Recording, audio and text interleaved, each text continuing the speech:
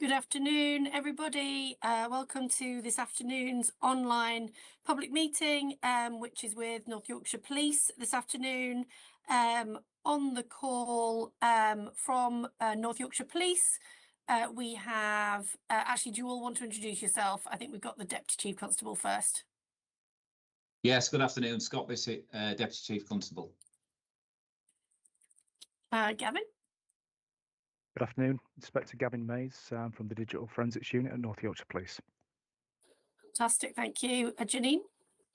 Good afternoon, everybody. I'm Janine Mitchell and I'm the Detective Inspector for our Economic Crime Unit. Brilliant. And then from my office, we've got actually an entire new top tier of team all on the call. So I'm going to get them all just to introduce themselves briefly. Tamara, would you like to go first?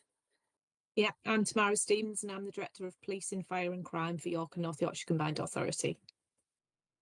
Thanks, Tamara. Amanda?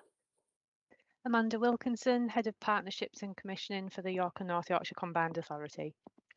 Thank you. And Mark? Hello, yes, my name is Mark Ayres. I'm the Head of Public Confidence and Assurance for the York and North Yorkshire Combined Authority. Brilliant, thank you. And we are also joined this afternoon by John McFall from Unison. John, do you want to just introduce yourself? Thank you. Yes, John McFall, Branch Secretary for Unison.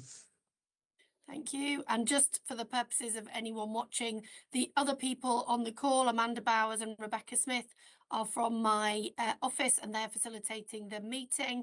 And then we also have Lila from North Yorkshire Police, who is facilitating the presentations from North Yorkshire Police. But thank you all for being here and for the role that you're playing.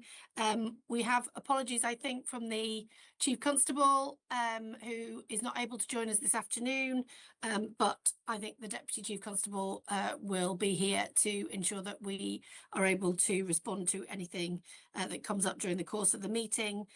We are going to do the main performance update first, and then there is a presentation on the thematic topic for this meeting, which is on cybercrime and fraud. We will then have some spotlight questions. We'll have an update on the HMIC FRS inspections, and then we've got some public questions which we will address towards the end of the meeting. But then we can crack on, I think, with the first performance update, if you want to put the slides up.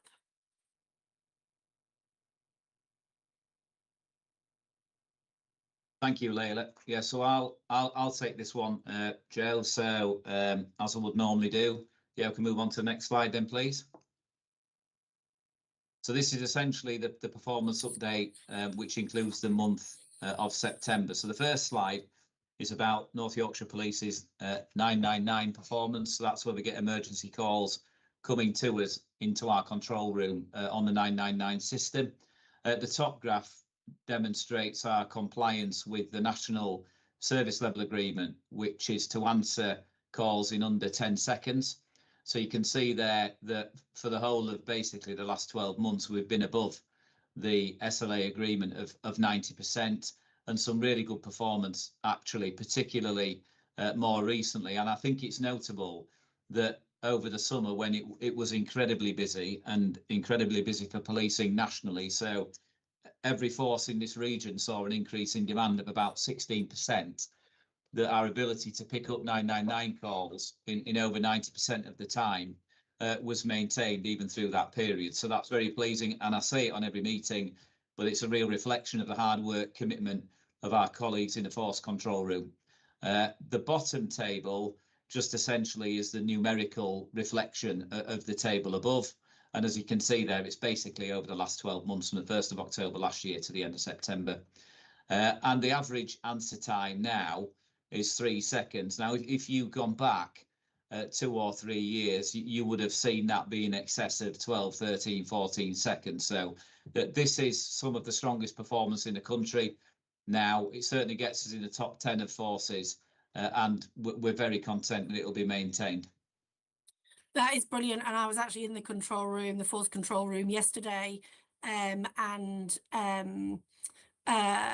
spoke to some of the team there. Absolutely amazing that actually during the summer, when demand was increased in the way that it was, that team managed to maintain that performance. So just to add my thanks to everything that was going on there, both in terms of, you know, staff just being completely on it all the time, but also just in terms of the coordination of all of that. I just think it's been a really, really strong performance, and I feel like these are the kind of heroes in headsets that we don't kind of shout about enough on these calls, that we ought to just be making sure that we're thanking for everything they're doing. It's a really stressful place to work, especially when it's busy. So a huge thanks to everyone, particularly around the 999s, because that is an amazing improvement over the last couple of years.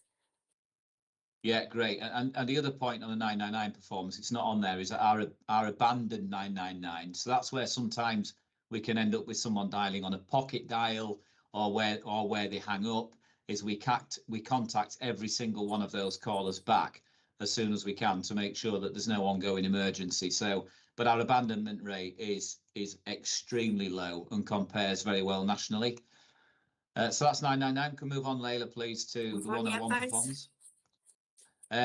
So what 101, for those that don't know, is the system that we use for non-urgent contact to the force. We do still get non-urgent calls coming through 999, so it's really important we remind people that's the emergency contact. But what 101 is the system that's predominantly used for making contact with us.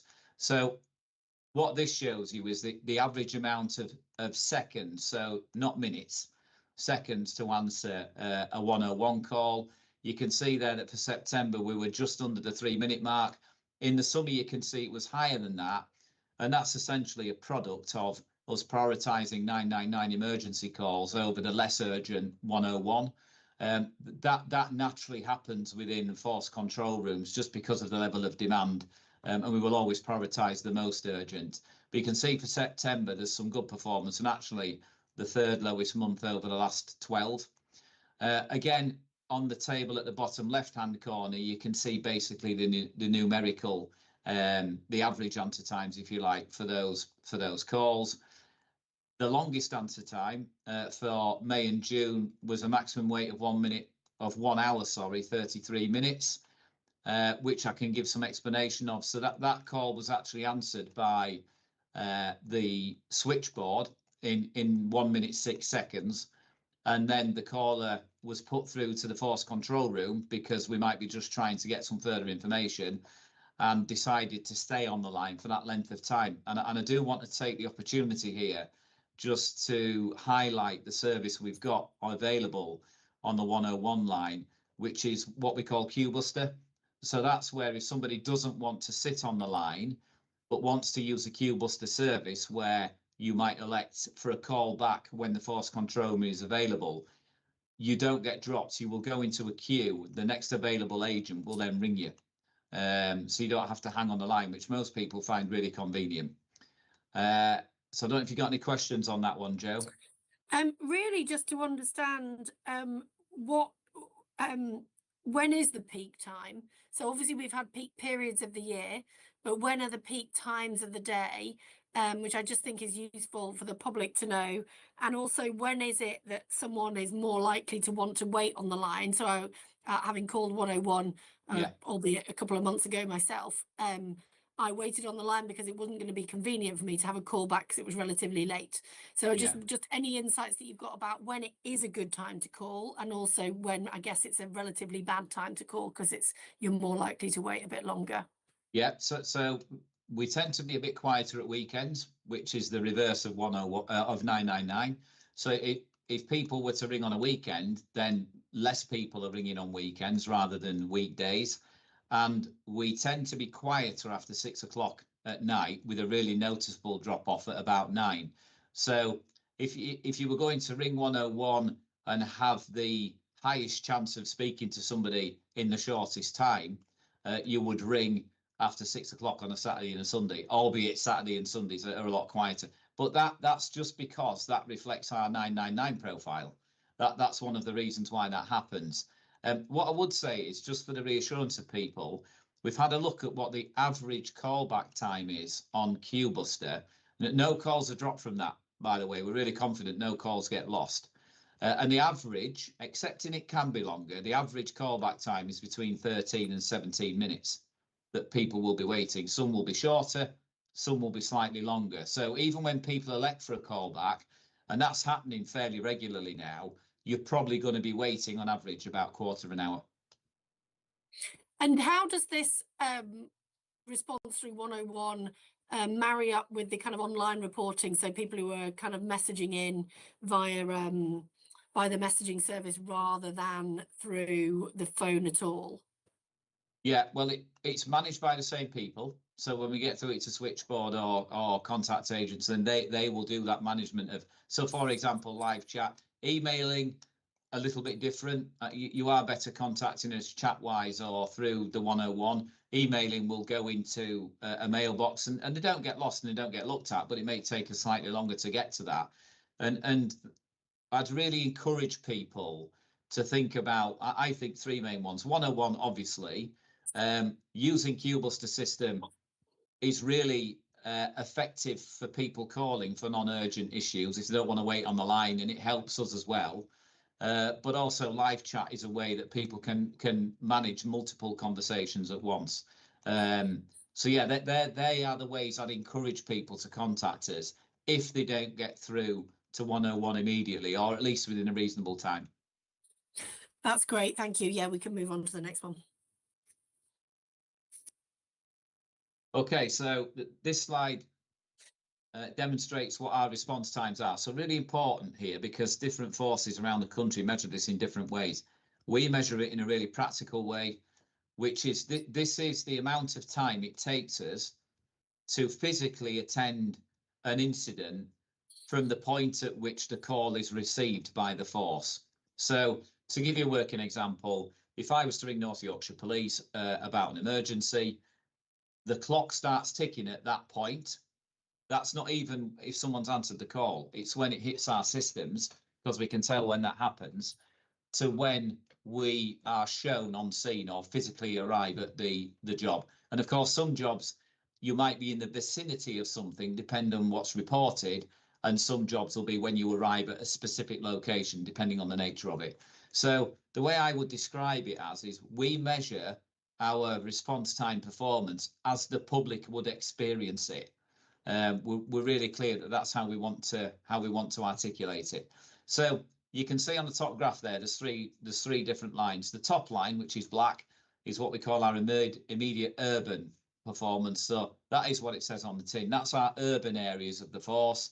The urban areas are determined by central government, actually, in terms of what counts as an urban area, but it'd be pretty obvious to people what those are, the cities and the towns that we've got.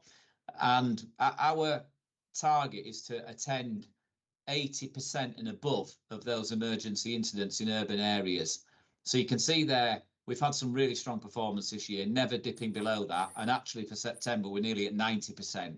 That's attendance within 15 minutes in urban areas.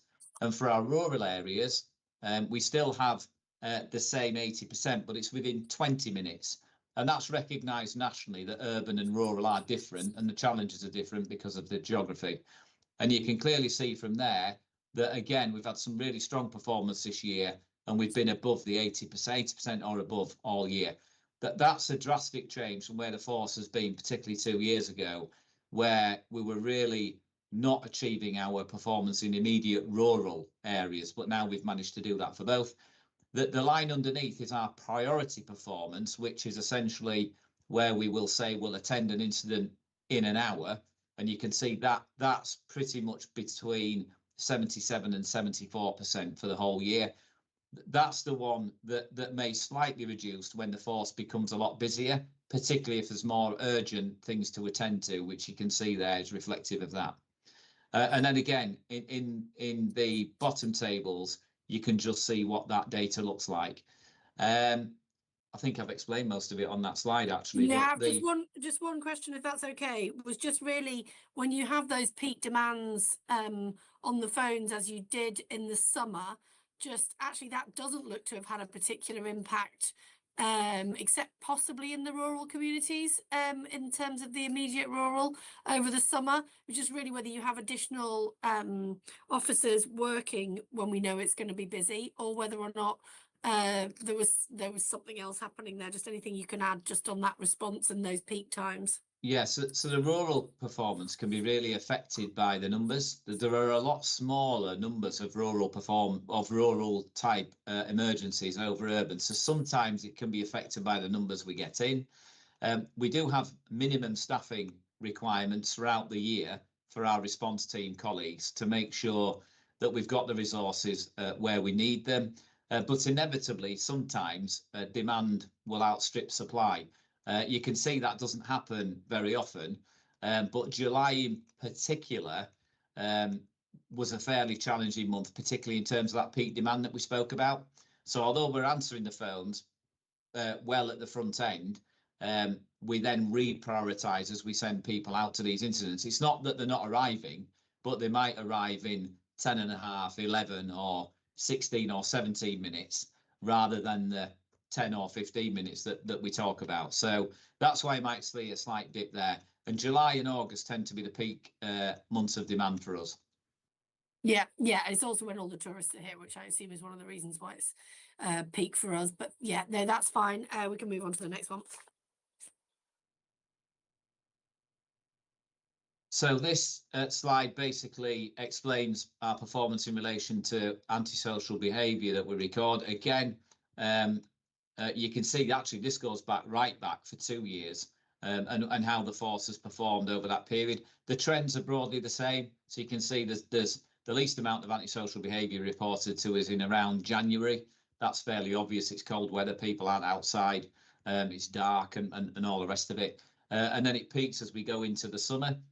You'll see the peak was fairly consistent with where we've been in the past, kind of July into August, and then it comes down, as you can see from the graph.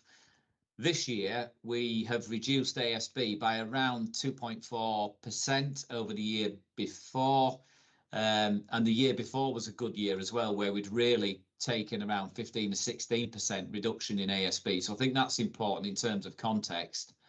You can see Coast Command in particular has seen a higher number of reports. That's related to the weather that we had, essentially. So if you look at all that good weather, and you can see it reflected on the graph through April, May, June, and into July, that explains some of that increase. The team are working hard out there. We know exactly where the peak areas are for antisocial behaviour, Scarborough Town Centre and other areas. They all have problem-solving plans in place for those where we work with partners to reduce that. But more broadly, there's some really good reductions in York and County Command. I should just say, just encourage the public to report it. So if we don't understand where the problem is, we can't do anything about it. And we know how upsetting it can be to live with the problem. Just report it to the police. We will do everything we can with our partners then to tackle it. Yeah, and I think that is particularly the case for people who have recurring problems, to make sure that those are being reported. Just to clarify, I assume, although if you could clarify, this is just police reported ASB. So any other ASB that might be reported into a community safety partnership, would that feature on here, or anything that anyone's reporting into another mechanism? This is basically what we record in our system. So if it was to go in a community safety partnership, for example, and then it was relayed to the police, then we'll record it in that way.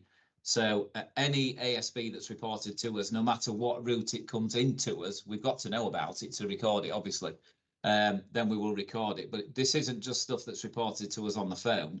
So if for example, a local councillor was to contact us, third party or third hand, because they've been on a meeting and picked up a problem, we would then record that appropriately and make sure that we capture that problem. So yeah. And does that, and sorry to press it, but does that mean that, for example, people who are reporting through the new neighbourhood teams, for example, as they might be doing directly into the neighbourhood teams, that is being captured in the same way as it would be if someone had called 101?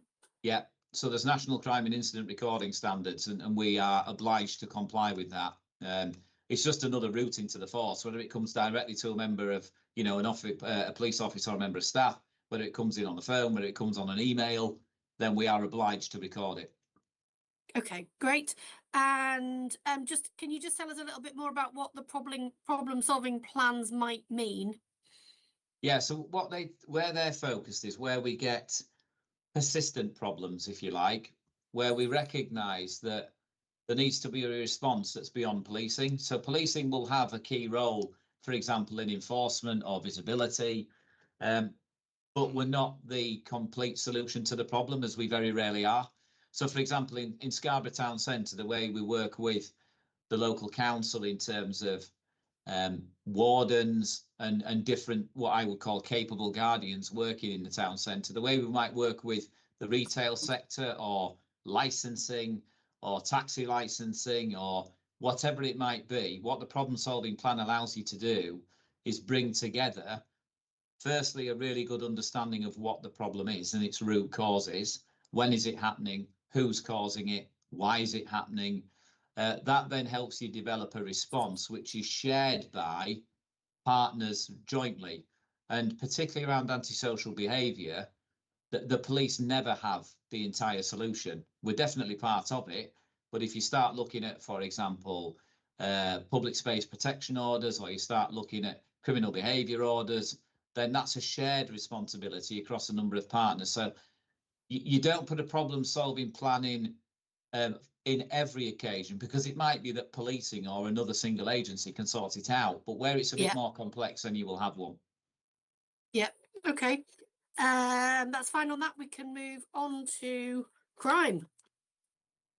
Okay, so a good reduction in crime last year that we saw, which was very pleasing. That's the second year in a row we've seen a reduction in crime, and we're on again this year to reduce it further, which is obviously the primary role of the police.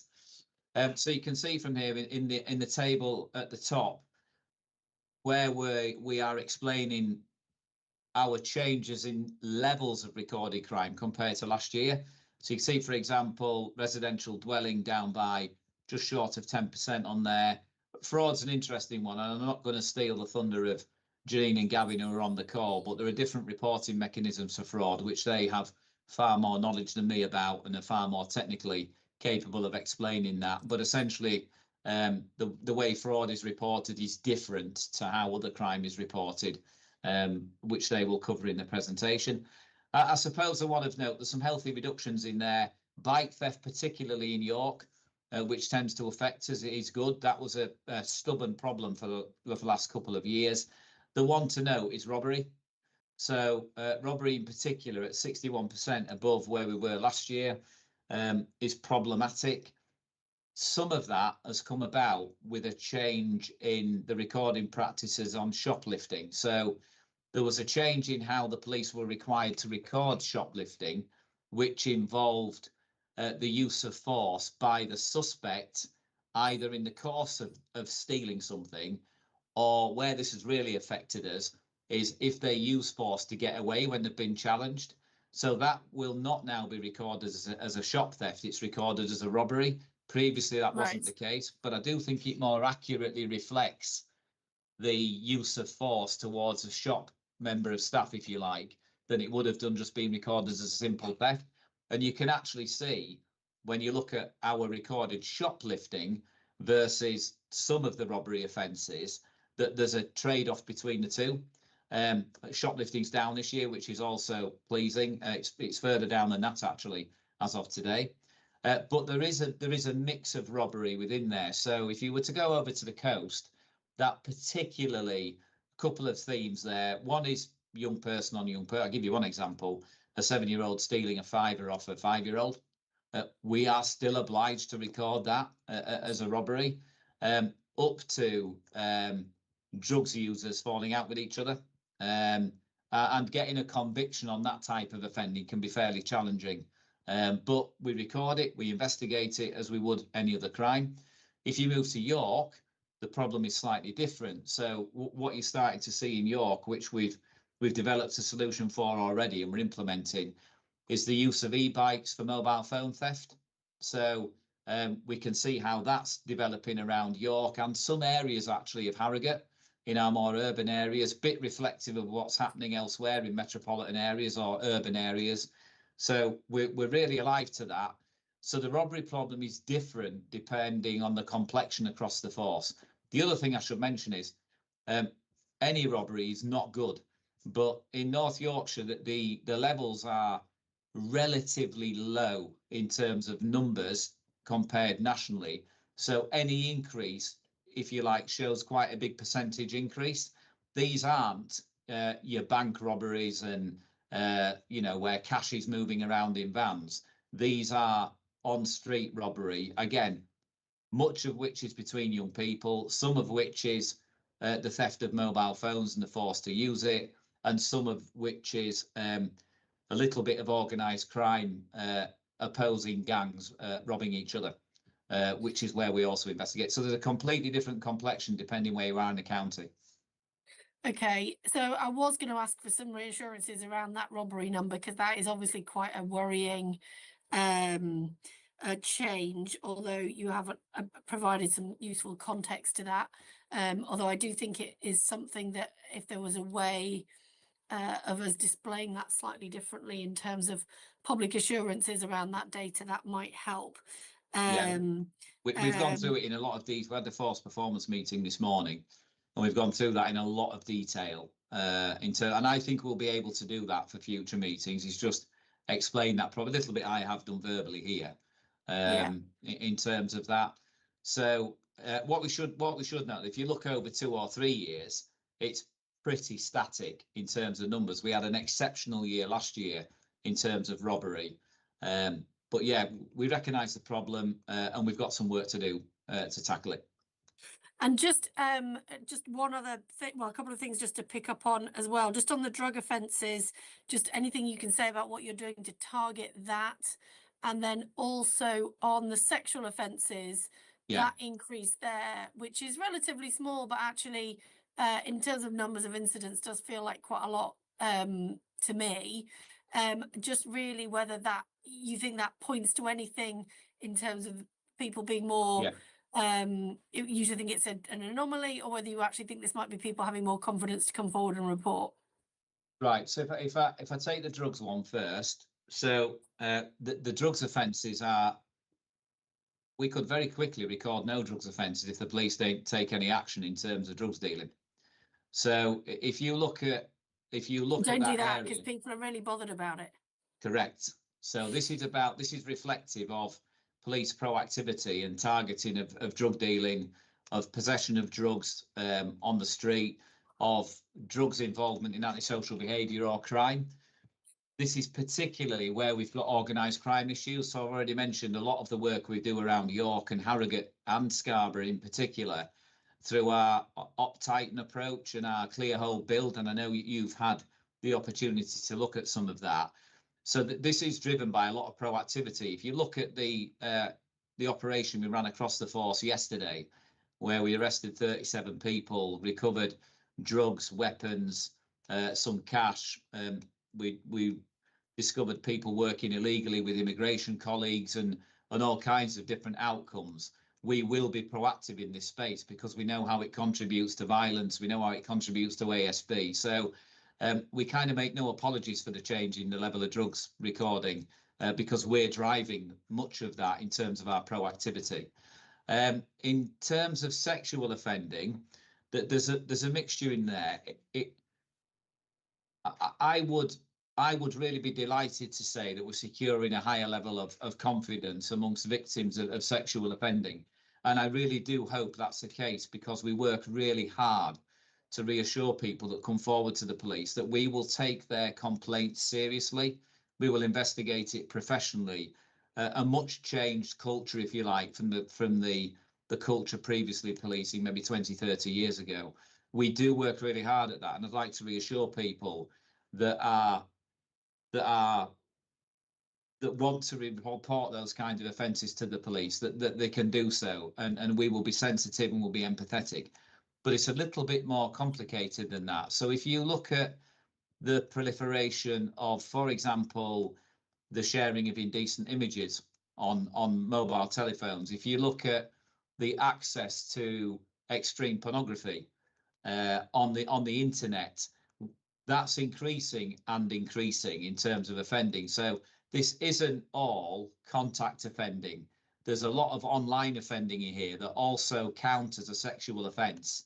And as our partners, so for example, the National Crime Agency nationally, are discovering more and more online offending, for example, particularly the online grooming of children, then they will forward those offences towards and we will investigate them. So there's a mixture in here of online offending, non-contact as we would call it, and I do think an increase in confidence and reporting to the police. But as I've said, you can't stress it strongly enough. No. We want victims to come forward and report it to us, either through our partners in terms of IDVAs and other people who support people in domestic violence space, and third-party referrals. It doesn't matter. We will take those reports seriously and investigate them. And I suppose the other point, just to make it that point, is that people do not need to contact the police in order to have evidence captured. They can contact the Sexual Assault Referral Centre, well, not confidentially, but confidentially with and attend with a friend. They don't need to have attended with a police officer. You don't need to have made the report to the police to get the forensics taken. If it is a contact offence as opposed to something that's happening online. I think it would be again helpful to understand some of these things, because some of these offending types are changing and are changing quite quickly. I think from a public awareness point of view, it is quite important to understand the difference between those types of offences. I'm not saying one is more or less important than the other, but actually in terms of public assurances, sexual offending involving images is different to sexual offences involving physical contact with people. So I think if there's going to be a way going forward for us to look at some of this data in a slightly different way, I think that would help with public assurance, and just for us to understand whether or not actually more people, particularly with that physical contact offending, more people are having the confidence to come forward. But that's not one for now, but I think it would be useful for us to pick up. And just a very small thing, just because of I know that York colleagues in particular, that bicycle theft drop is significant in the city. I don't know how much of that is York based, but certainly I know that York is the main focus of a lot of the bicycle thefts that we see. It's just really to acknowledge the fact that there has been that focus and that drop in bicycle theft across the region. The vast majority is York, and I don't know if you're aware, but we do use some covert tactics around that, and we have had some really good proactive arrests where I think the offenders have had a shock, which is good. We won't go into that, but we do use covert tactics around that, and anyone thinking of stealing bicycles in York city centre needs to be very careful and think about it carefully. Great, thank you. It's very reassuring to see, and we can move on to the next slide, I think, which is outcomes.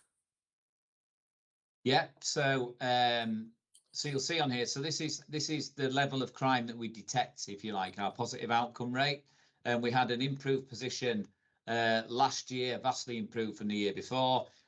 We're actually in a different position now in October than we were in September. So we have an approaching a 19% outcome rate as I'm sat here today. So the one you can see on the screen is demonstrating 16%. Some of the results of this is due to the level of demand we saw through the summer in terms of the time we spend attending incidents and then investigating crime too. So what we're starting to see is those positive outcomes feeding through our systems once we hit September, and we're now sorting our, if you like, we're able to process our crime investigations as we've come out of September. Of course, we prioritise them all the time. So through the summer, we will clearly still be investigating crime, but this is about really performing more strongly after a very busy period around incident demand. So you can see there just probably some bits to pick out. That the national levels at the end of March 2025 around the positive charge and summons rate. This is the bottom paragraph, just over 9%, where North Yorkshire is about 13.3%. Some of the difference between the summons and charge and outcome rate and other positive outcomes are things like out of court disposals, where if we've got an offender who hasn't offended before and it's a less serious crime, shall we say, because every crime is serious for the victim, then we will look at other ways of ensuring that they don't offend again. That's got to be the key. And that might not involve a charge or going to court, but it might involve a referral to another route. And we had And a would that presentation. not count? Sorry to interrupt, but would that not count as a positive outcome? No, not well. It does currently, but not in the charge rate, if you like. So with the highest force for a charge rate and summons rate nationally, in the positive outcome you can see on the table on the left, then it does. It counts in there. But we're really satisfied with our approach around that. We don't quite do as many as other forces, but we are satisfied we've got the balance right in terms of who we put through the outer court disposals system.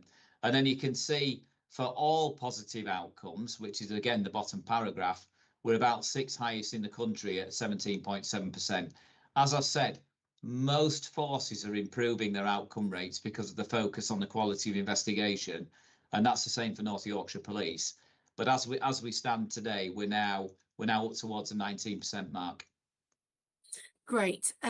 Just a couple of things. So just I do think that that picture in terms of public confidence around someone commits a crime, they are caught, and there is a consequence, whatever that consequence is, to me is a positive outcome. You've caught someone who has done something, created a victim in our community, and then there's been some kind of punishment or impact on the offender.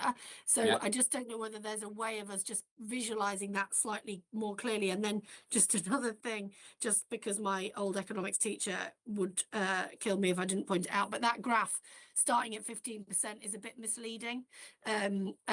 Just it makes the changes look bigger than they probably are. I'm not trying to belittle the graph, but we should probably start it at 0 rather than at 15, because it looks like you started from a terrible position and you've got to a really high position, whereas you started from a reasonably good position and you've got to a better position. It's not entirely clear in a statistical way.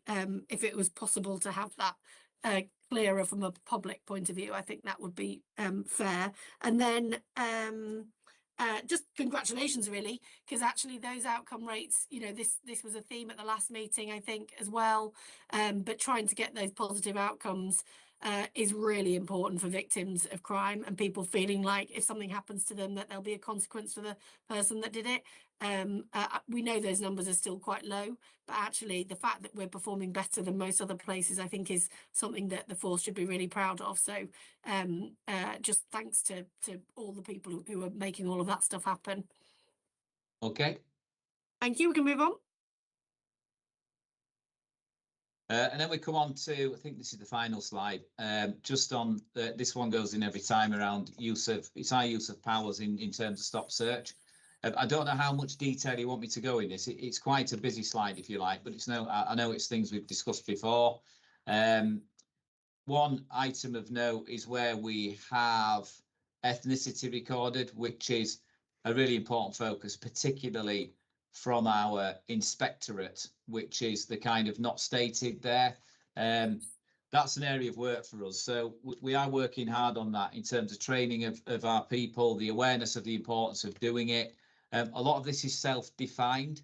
So some of it will be officers and staff not recording it. Some of it will be we haven't been able to obtain that information from the individual, potentially around self-defined ethnicity.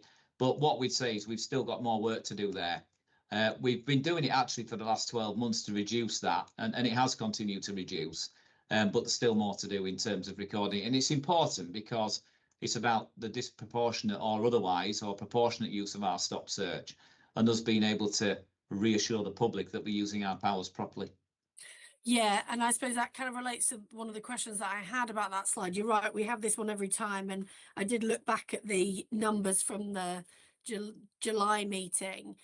I suppose my concern is it's static, so it stayed broadly the same, that not stated number.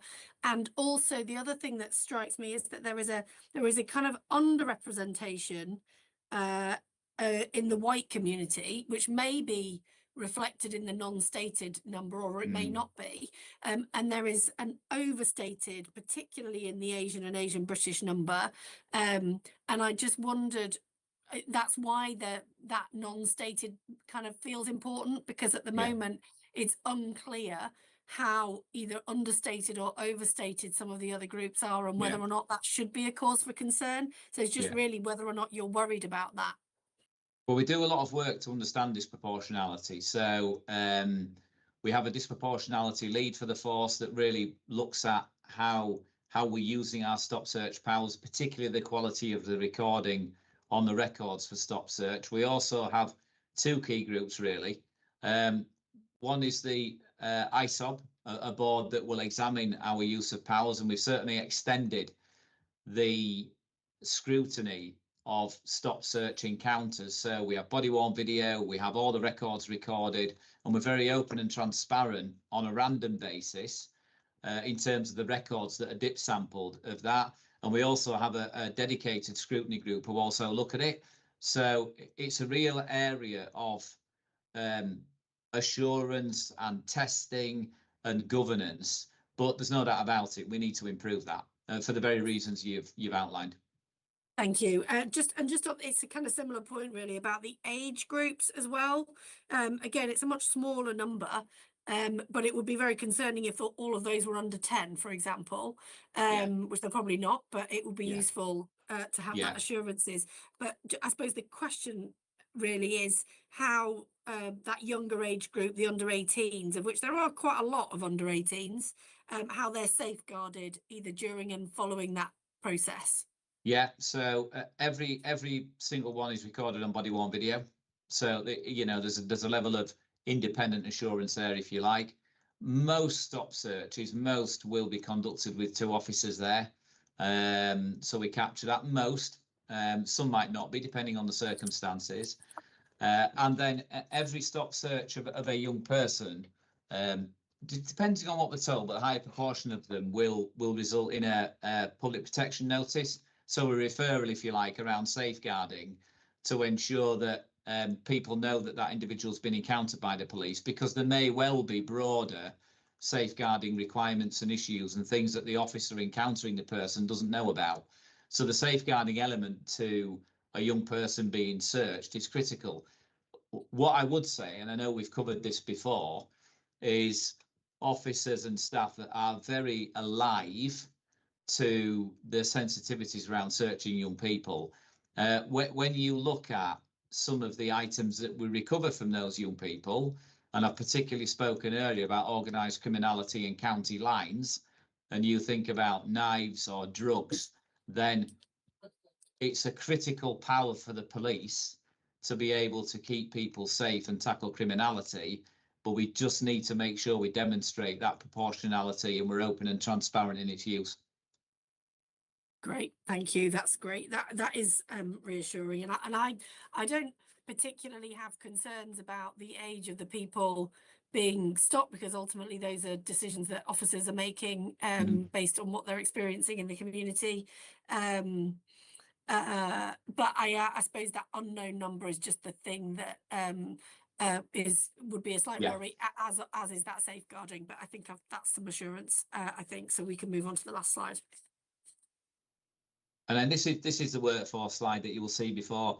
The key element with this one is really the neighbourhood policing guarantee, I think. Number one, because the force plan is to strengthen and enhance neighbourhood policing, because we know how valuable it is to communities in terms of problem solving, tackling crime in neighbourhoods, and visibility and that reassurance and crime prevention.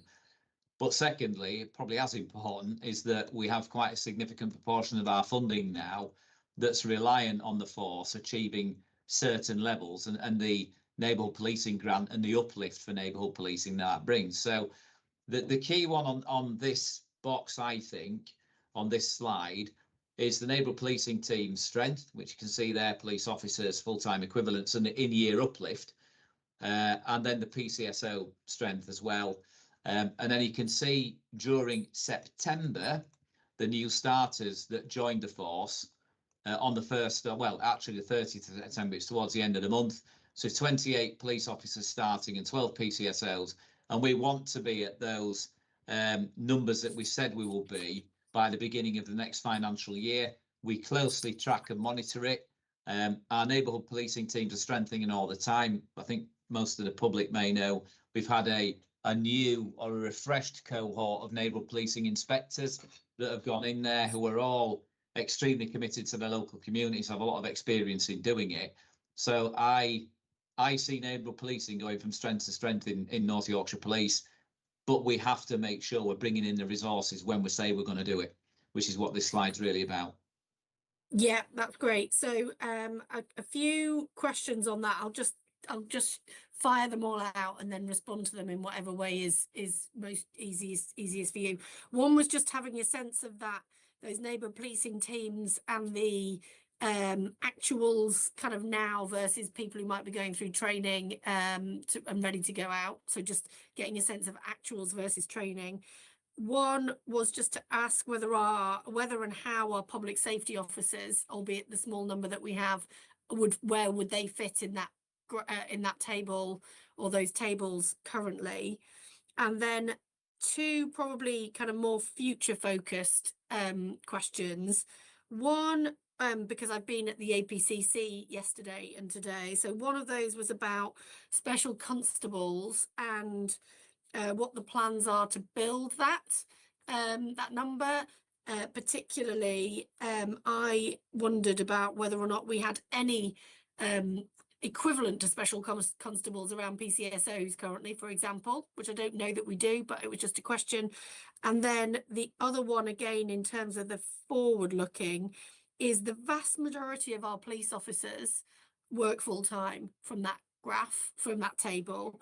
So the vast majority of officers are working full time. I just wondered whether or not there was anything else that we should be looking at in terms of flexibility of opportunities for police officers in order to be able to do the job and serve, but not to have to work full time, and whether or not we've got that balance right between the full time headcount and the and people who might want to work part time. Okay. There's a bit in there. So yeah, there was a bit, sorry. Right, so the actuals are in the box on the right, so you can see where the head count is. Sorry, where it says neighbourhood policing there, they're the actuals as of today. So right. your new starters are the ones in the box underneath. Right. It's a valuable question about how many are in training, but for us it doesn't really matter because we're still paying for them. We can't do anything but train them, with the greatest respect, it matters to the public because it's whether or not they're seeing them. Yeah, but my point is that the government recognise that actually you've still got to bring people in and train them. So we bring them through the system as fast as we can. We've got to professionally train people. They can't just go out on the street. But appreciating what you're saying, this understanding is important because the professional police officers need the skills to do the job, not just carry a uniform around.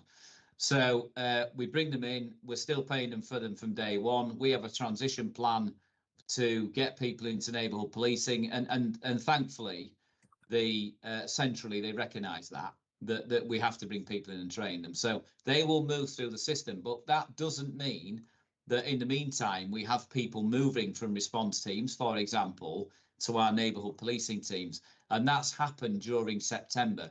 So I know of one neighbourhood policing team that's uplifting its PC numbers significantly during September. It's been interviewing officers from different functions in the force, including transferees that will go direct on those teams. So you will see throughout the year those numbers grow, but inevitably we have to balance the books, and we have to make sure that other critical functions in the force, so if we're going to get to 999s on time and we're going to investigate serious crime, it's not just a matter of taking people out of those functions and putting them in neighbourhood policing. There's a professional balance to achieve in terms of achieving everything we've got to do, and that takes some careful management. In terms of public safety officers, I was personally disappointed that they weren't included in the neighbourhood policing guarantee uplift considerations by government. I think we're working on that. They've missed a trick, because these individuals are key in rural communities and jointly funded by our colleagues from Fire Service. And I know there's a really strong ambition to extend them further, but it all is dependent on funding. but I would like to see that service extend further into our rural communities. They do a great job, but we need to make sure they're funded properly. Special constables, they're not on here actually, but we have had an intake of specials during September as well. And our ambition is to be at 100 specials. Normally you'd work to around the 8% of your force strength for special constables. It's always difficult to recruit specials when you're recruiting a high number of regular police officers, because the same people tend to apply, but we're doing really well. So we've had an intake of 12 specials during September as well. There is no special equivalent of a PCSO. We haven't got a role that does that on a voluntary basis, although we do have a great cohort of volunteers that support neighbourhood policing. So they're out there doing that. Yeah. Brilliant. You know, we couldn't run the force without them. They're fantastic in terms of contribution. So I hope that answers most of the questions that you posed there. Just the part-time point. Just Oh, about yeah. Why Yeah. are most officers full-time? Just because of their personal circumstances. They can request flexible working. It's a lot easier to do that as a police constable, for example, because there's a lot more of them than there is, for example, a superintendent. But it's all case by case basis. It's case specific. Everybody has a right, and employment law applies to us in that regard, to request flexible working. We approve the vast majority of those flexible working requests, but it's all down to how people want to work. If they put it in, it'll probably be approved. And then what you've got to do is you have to balance the budget again. So if somebody was to then come to you and say, I want to go back full time, you have to be able to not necessarily agree it, because it's a flexible and part time, but you do have to manage the money in the background. But there's no culture here of not supporting flexible or part time working. It's all dependent on the officer's individual circumstance. That's good to know. It's certainly the impression I'd got from some other forces was that they didn't have any part-time working police officers, which I just thought was extraordinary. Anyway, that's fine. We can move on to the thematic, I think. So that was the last slide, wasn't it?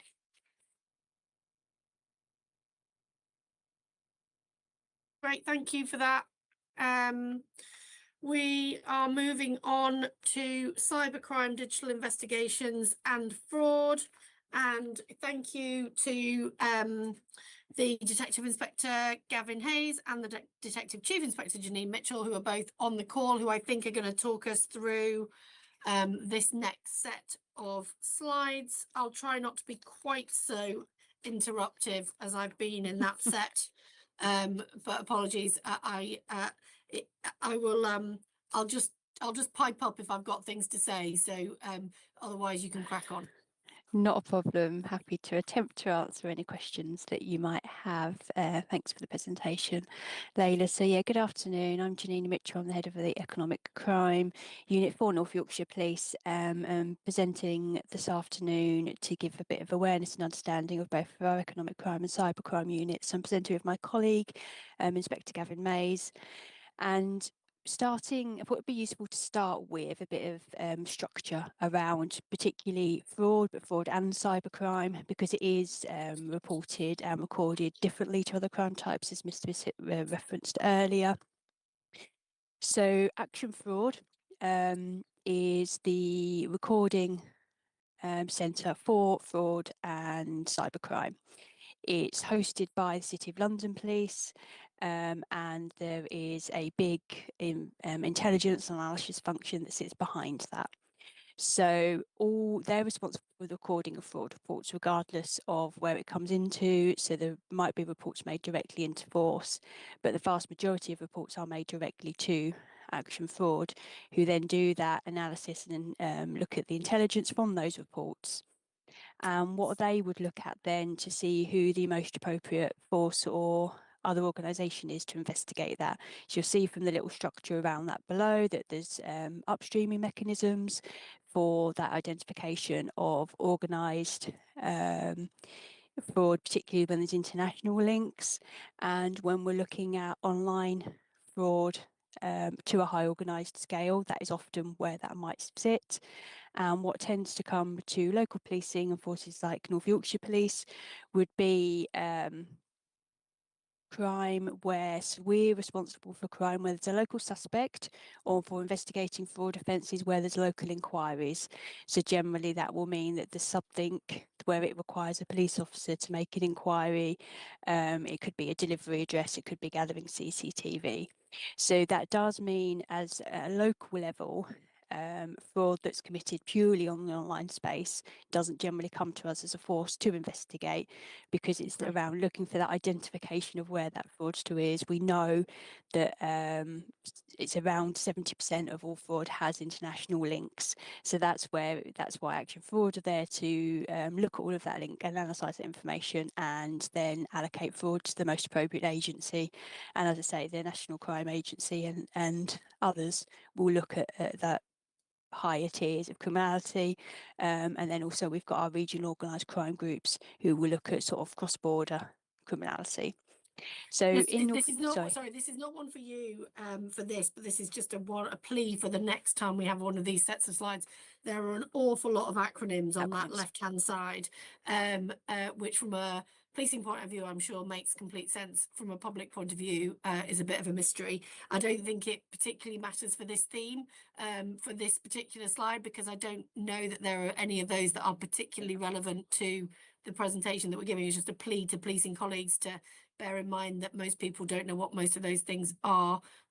So we ought to explore that next time. We ought to sense check them slightly more. Yes, absolutely. So that other slide with all the acronyms you refer to, it's been put on there to illustrate that at a local level, fraud is taken seriously. It's recognised that it is generally organised crime, and that it's important that even though we're not responsible for the recording of it, that we then doesn't mean that it's forgotten about. So it's put on our control strategy priority. We know it's around, I think it's 41% they're estimating at the moment of all crime. So by having it on our control strategy, it makes sure in North Yorkshire it's given the importance that it needs to make sure that we play our little part as terms of local forces in that overall tackling of fraud offences. And sorry, just one quick question, because obviously what there is with some of these types of crime is a risk of double counting potentially, because some of these crimes will overlap. So drugs and organised crime, or organised crime and fraud. Just how you ensure that we're not kind of getting a level of double counting in some of that. Well, I guess with fraud, so if fraud's identified within another crime, so maybe there's been a theft or a burglary at a house from that, bank cards have been stolen, they've been used, we would have the burglary/theft that we would record in force, and then there is a separate fraud report, but that information gets sent to Action Fraud for them to record. So I guess you could argue that's an element of double counting, but it's all within the Home Office counting rules around when we need to record a crime. So that team of people who are responsible for reviewing our reports and making sure that we are recording crime correctly and ethically will record those crimes that need to be recorded in line with those Home Office crime recording standards, which, as you say, might then somewhat double count. But as long as everybody's abiding by the same set of rules, I guess it then allows for fair comparisons. Yeah, fair enough. Lovely, thank you. Hand over to Inspector Mather. Thank you. Yeah, I'll just cover the cybercrime unit and what our 4 Ps are in terms of our response plan. So very similar between cybercrime and economic crime in terms of pursue, protect, prevent and prepare. We do operate under a slightly different model though to ECU, in the sense that we come under a regionally managed, locally delivered model where we work very closely with the Yorkshire and Humber Regional Cybercrime Unit. We do receive a vast majority of our work through Action Fraud, and some of that also comes direct from the NCA, specifically from their triage, incident and coordination tasking team, which for example, lifetime ransom incidents will come direct from the NCA to my team to deal with. The pursue, protect, the 4 P objectives there are nationally set. This is exactly the same as what every other team cybercrime unit across the UK deals to that same standard. And to respond to that, the team that we have here within North Yorkshire consists of a sergeant and 5 PCs. 3 of those are dedicated to dealing with pursue investigations and 2 towards protect and prevent. The prepare element of it is predominantly in relation to our ability to respond and provide support to victims. So the key takeaway for that is the training that our officers and staff receive directly feeds into our ability to deliver training to small and medium-sized enterprise businesses, the community, and obviously prevent crime thereafter. One of the key things that we do as part of our regionally managed, locally delivered policy is that we are bound to ensure that 100% of all victims who report a crime to action fraud receive an investigative response from North Yorkshire Police, and that 100% of all victims will receive cyber safeguarding advice either in person or over the phone following being the victim of a crime. And only if we were unable to contact them via phone or email would we give them some kind of written response providing advice and guidance. So it's a key takeaway is there. It's a really strong governance, NCA-led investigative standards, and our response plans UK-wide are all to the same level and we're all trained to the same high standards. Great. Next slide, please. As with cybercrime, we have a 4P plan as well, which is driven by the national policing strategy that was put in response to the government policing strategy for fraud a couple of years ago. So there is the national plan, which we read and gets taken down to how we can achieve that at a local level. So there will be a local plan, a regional plan, and the national plan. This makes it look like we've got a very straightforward 4P plan, but this just is taken out the highlights of that plan and specifically looking at where online fraud features. But the actual plan itself is around sort of 25 points to deliver on that, and putting the detail behind how we deliver that. So we talk about making sure that we've got the capabilities in place. So have we got the right resources, that have got the right training? And that's to make sure on here it's got one of those abbreviations.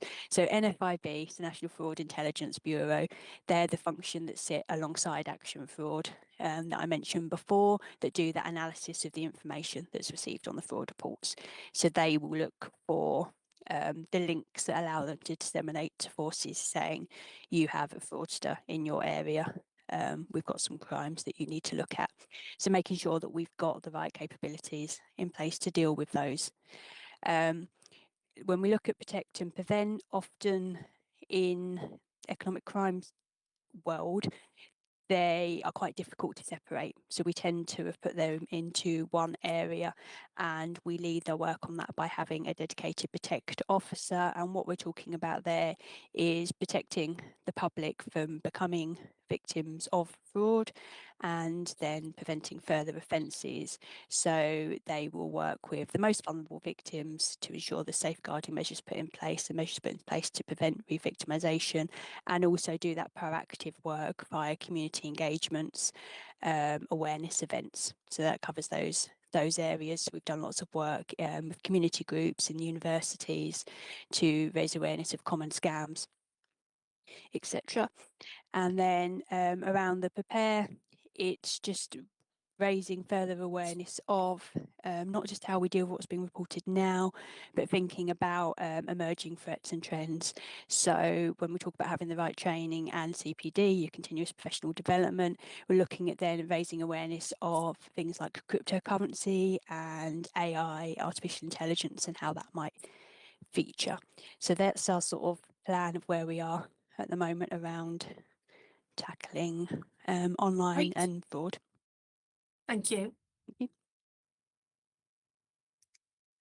Okay, just in regards to the cybercrime unit and their primary responsibilities, as you might imagine, some of the focus of the cybercrime unit is some of the more complex areas of digital crime and online crime. So you've got things like hacking, ransomware, distributed denial of service attacks, malware being launched, and website defacement.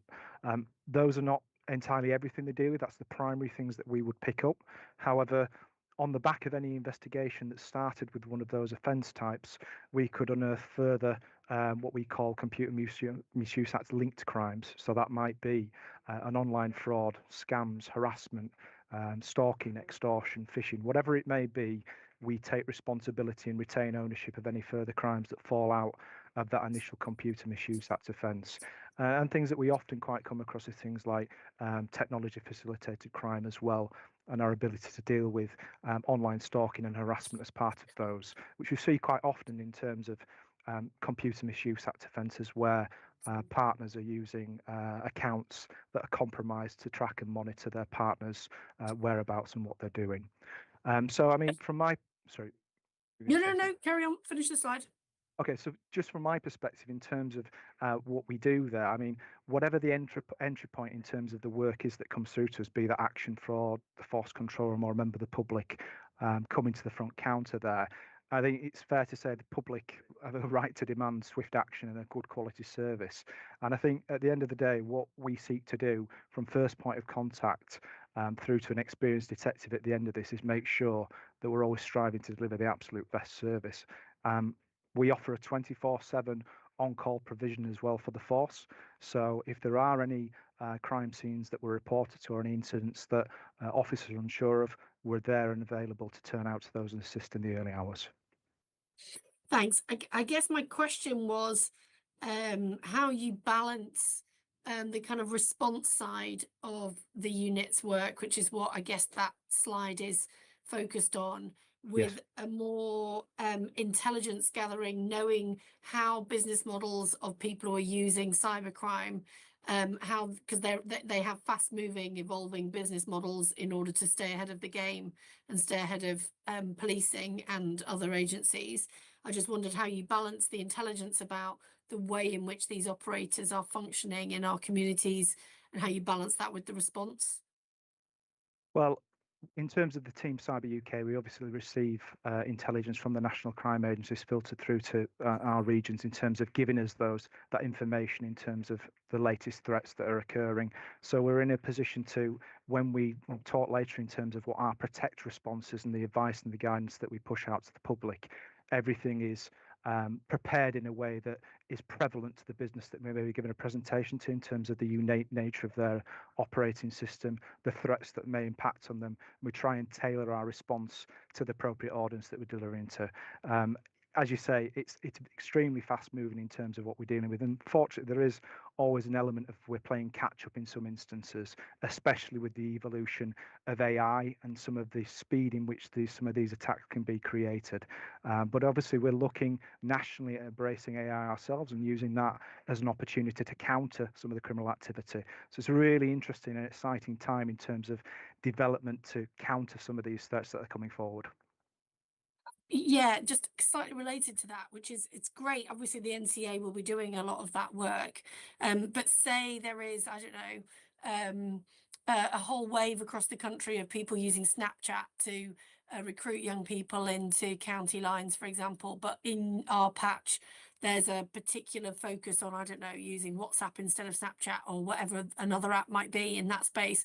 How do we get our local intelligence to ensure that we're aware of what is going on in our patch, which might be different to what is being used potentially in another force? Well, we have local intelligence collection plans that, I mean, there's two thoughts to this. Essentially, what you're talking about here is, in many instances, traditional crime that's being committed via digital routes. So essentially, we take and tweak some of the national findings and put those out to our local intelligence areas in terms of, is there any of these thematics being seen across the force area that we can feed back in up the chain in terms of what we're seeing?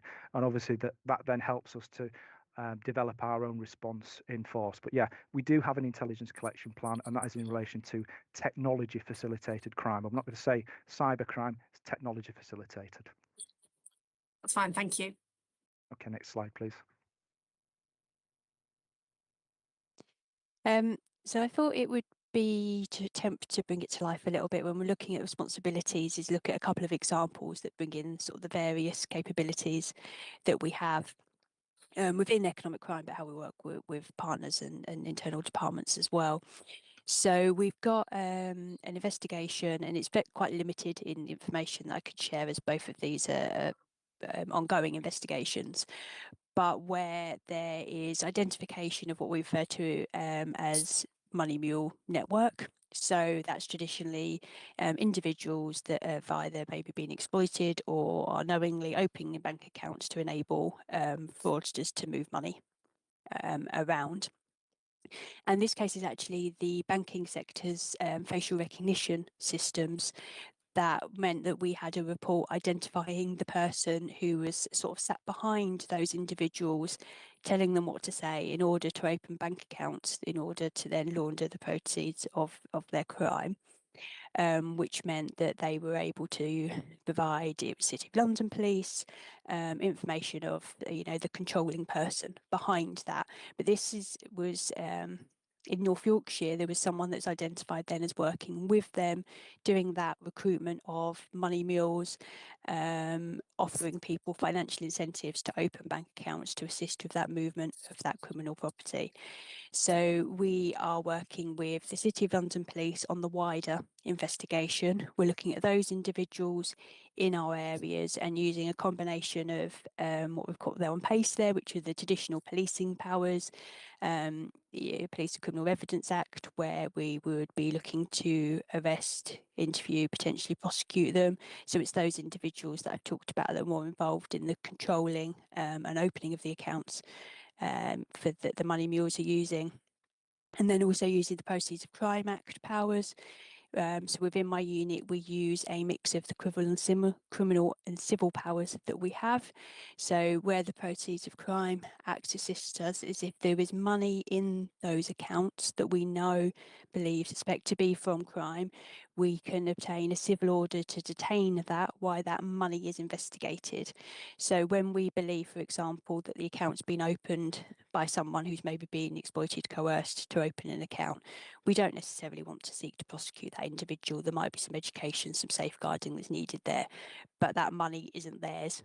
So we can use civil Proceeds of Crime Act powers, BOCA powers to detain that whilst we identify whether there's a victim who should get their money back, or whether we can't identify a victim, but it's still the proceeds of crime, and we'll look to ask for that money to be forfeited, which can then come back into the criminal justice system and policing to, assist with our ongoing fight against such criminality.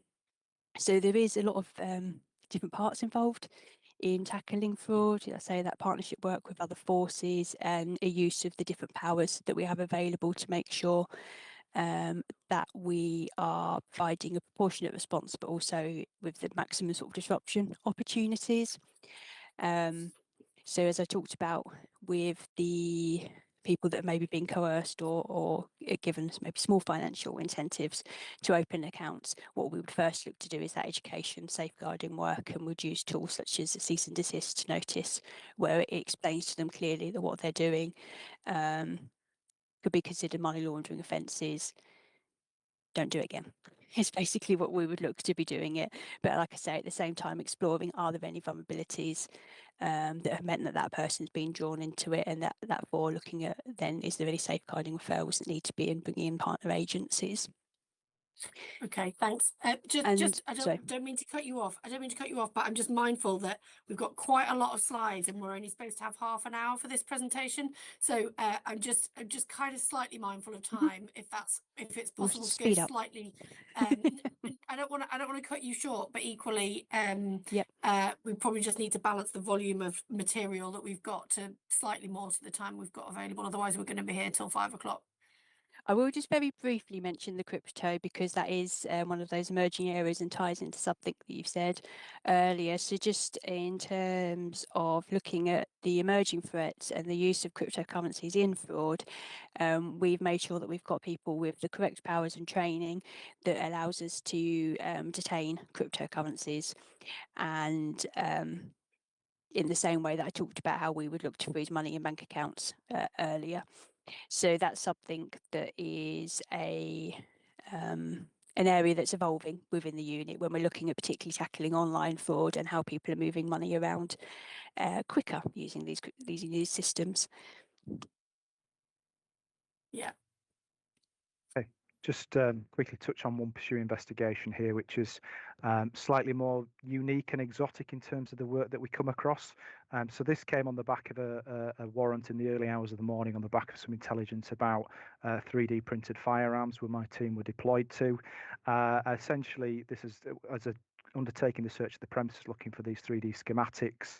They found what is called a pornogotchi, which essentially is a device that can be used to undertake what you would historically call war driving, where you would walk around with this particular device turned on around a particular neighborhood or community, and it will collect information about people's home routers, business routers, and look for vulnerabilities there. Next slide, please. That's really shocking. Yeah. So there's only about 3,000 of these devices actually, as we're aware, circulated in the UK at the moment.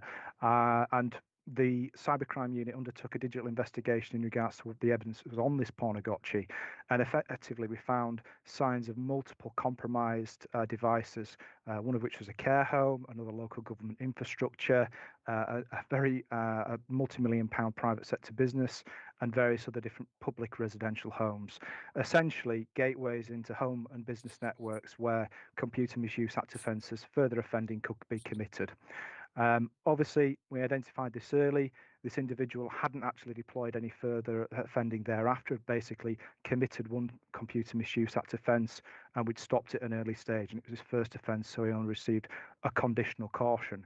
I think the thing for me is the work that followed up on the back of that, in terms of the identification of those businesses and networks that had been compromised, and giving them the correct proactive safeguarding advice to these members of the public on how to tighten up the networks and for this not to happen again.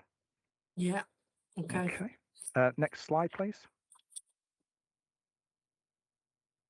Just very quickly in terms of performance status, and just to give you some indication of the work that my team does, as I say, only 5 people within our team here. So 193 reports came through to the cybercrime unit in relation to breaches under the Computer Misuse Act. Now that can relate to an account being compromised, so somebody's Facebook account being hacked, through to a business being the victim of a ransomware or other malware being deployed across a network.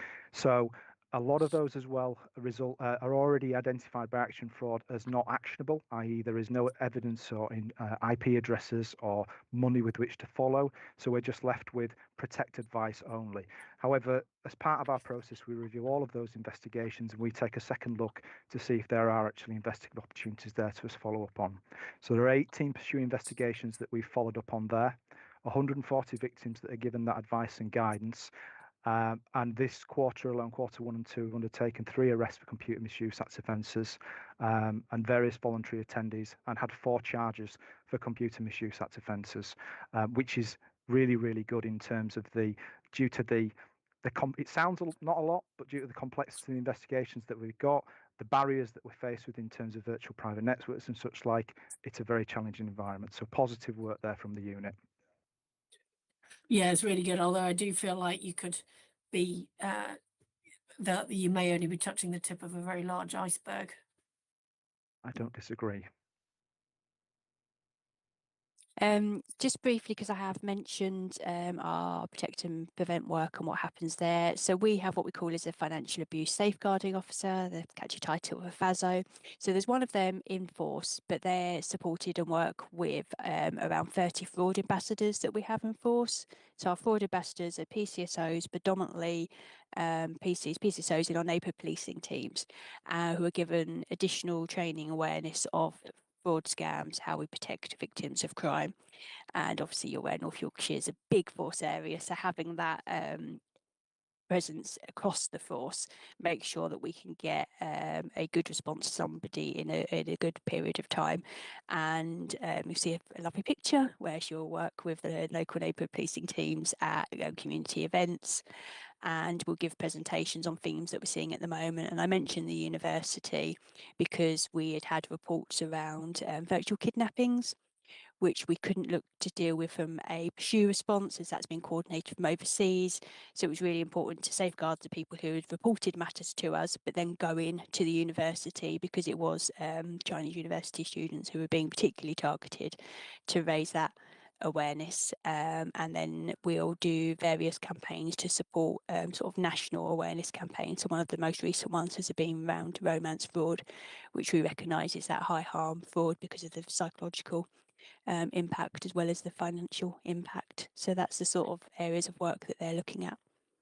Yeah, sorry, just to draw people's attention, there was also a paper that went to the police and crime panel on cyber and economic fraud. I think it was last week, but it will be on the North Yorkshire Council website. That extra paper, because it's a public paper, also has some more information about these types of crime and the other measures that the unit is taking on that. Because I remember the photograph; it's just reminded me. But yeah, sorry. Thank you. Carry on. Okay, moving on to one of our proactive protect and prepare pieces of work. I'll apologise now. Selby area has been missed off this AI generated image. We couldn't get it to get on there, but this is Operation Webhook. So what Operation Webhook is the North Yorkshire Police Cybercrime Unit actively looking for and scanning for vulnerabilities against networks that are visible on the internet. So to put this into layman's terms, it's akin to a police officer walking down the street and checking for open windows on an evening and providing advice and guidance to the member public re crime prevention and closing the windows and such like. So we are doing the equivalent here, but from a digital online perspective. So we're identifying and scanning weaknesses in networks, outdated software, misconfigured firewalls, and unsecured login portals. On the back of that, we're then finding out who these IP addresses resolve back to. And then we're doing responsible disclosures to these big businesses or individuals to say, look, you've got a problem here on your network. You need to fix this. It's high vulnerability, and there's a good chance here you could be a victim of cybercrime if you don't. So we've had a lot of really, really good feedback in relation to this. Educational institutions, local government and public sector infrastructure, web hosting companies, which obviously opens a can of worms there to all of their users having these same vulnerabilities, and various small and enterprise businesses all have been liaised with throughout this. Next slide, please, and I'll just give you some more information on it. And this is just some of the feedback. We've only been doing it since Q1 of this fiscal year. We've done 40 disclosures across North Yorkshire, and this is just some of the feedback that we've been receiving from members of the public in terms of this proactive work we're doing. So we're not sitting back and we're not waiting for people to be victims of crime. We're getting out there, we're looking for these vulnerabilities, and we're closing them down before the crimes can occur. Just on that feedback, and just in terms of the profile of the people who respond, or who you're picking up, given that I remember from the data that went to the police and crime panel last week that actually victim wise is relatively proportionate under 50s over 50s. So this is not something that is a crime type that particularly targets older people. I think some people think that it is, but it isn't. I just wondered whether your operational impact is also managing to reach both of those groups, or whether or not actually you're reaching older people slightly more easily than you are perhaps the under 25s.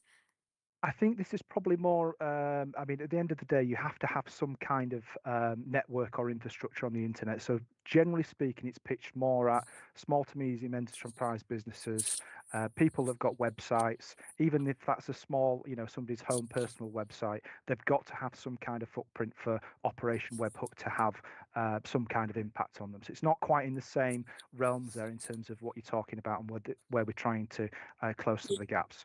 But I mean, this cuts across all age groups, it could be anybody. If you venture onto the internet and put something up there in terms of it's got a domain address on it or some kind of network capabilities, we will be able to see whether that network is vulnerable.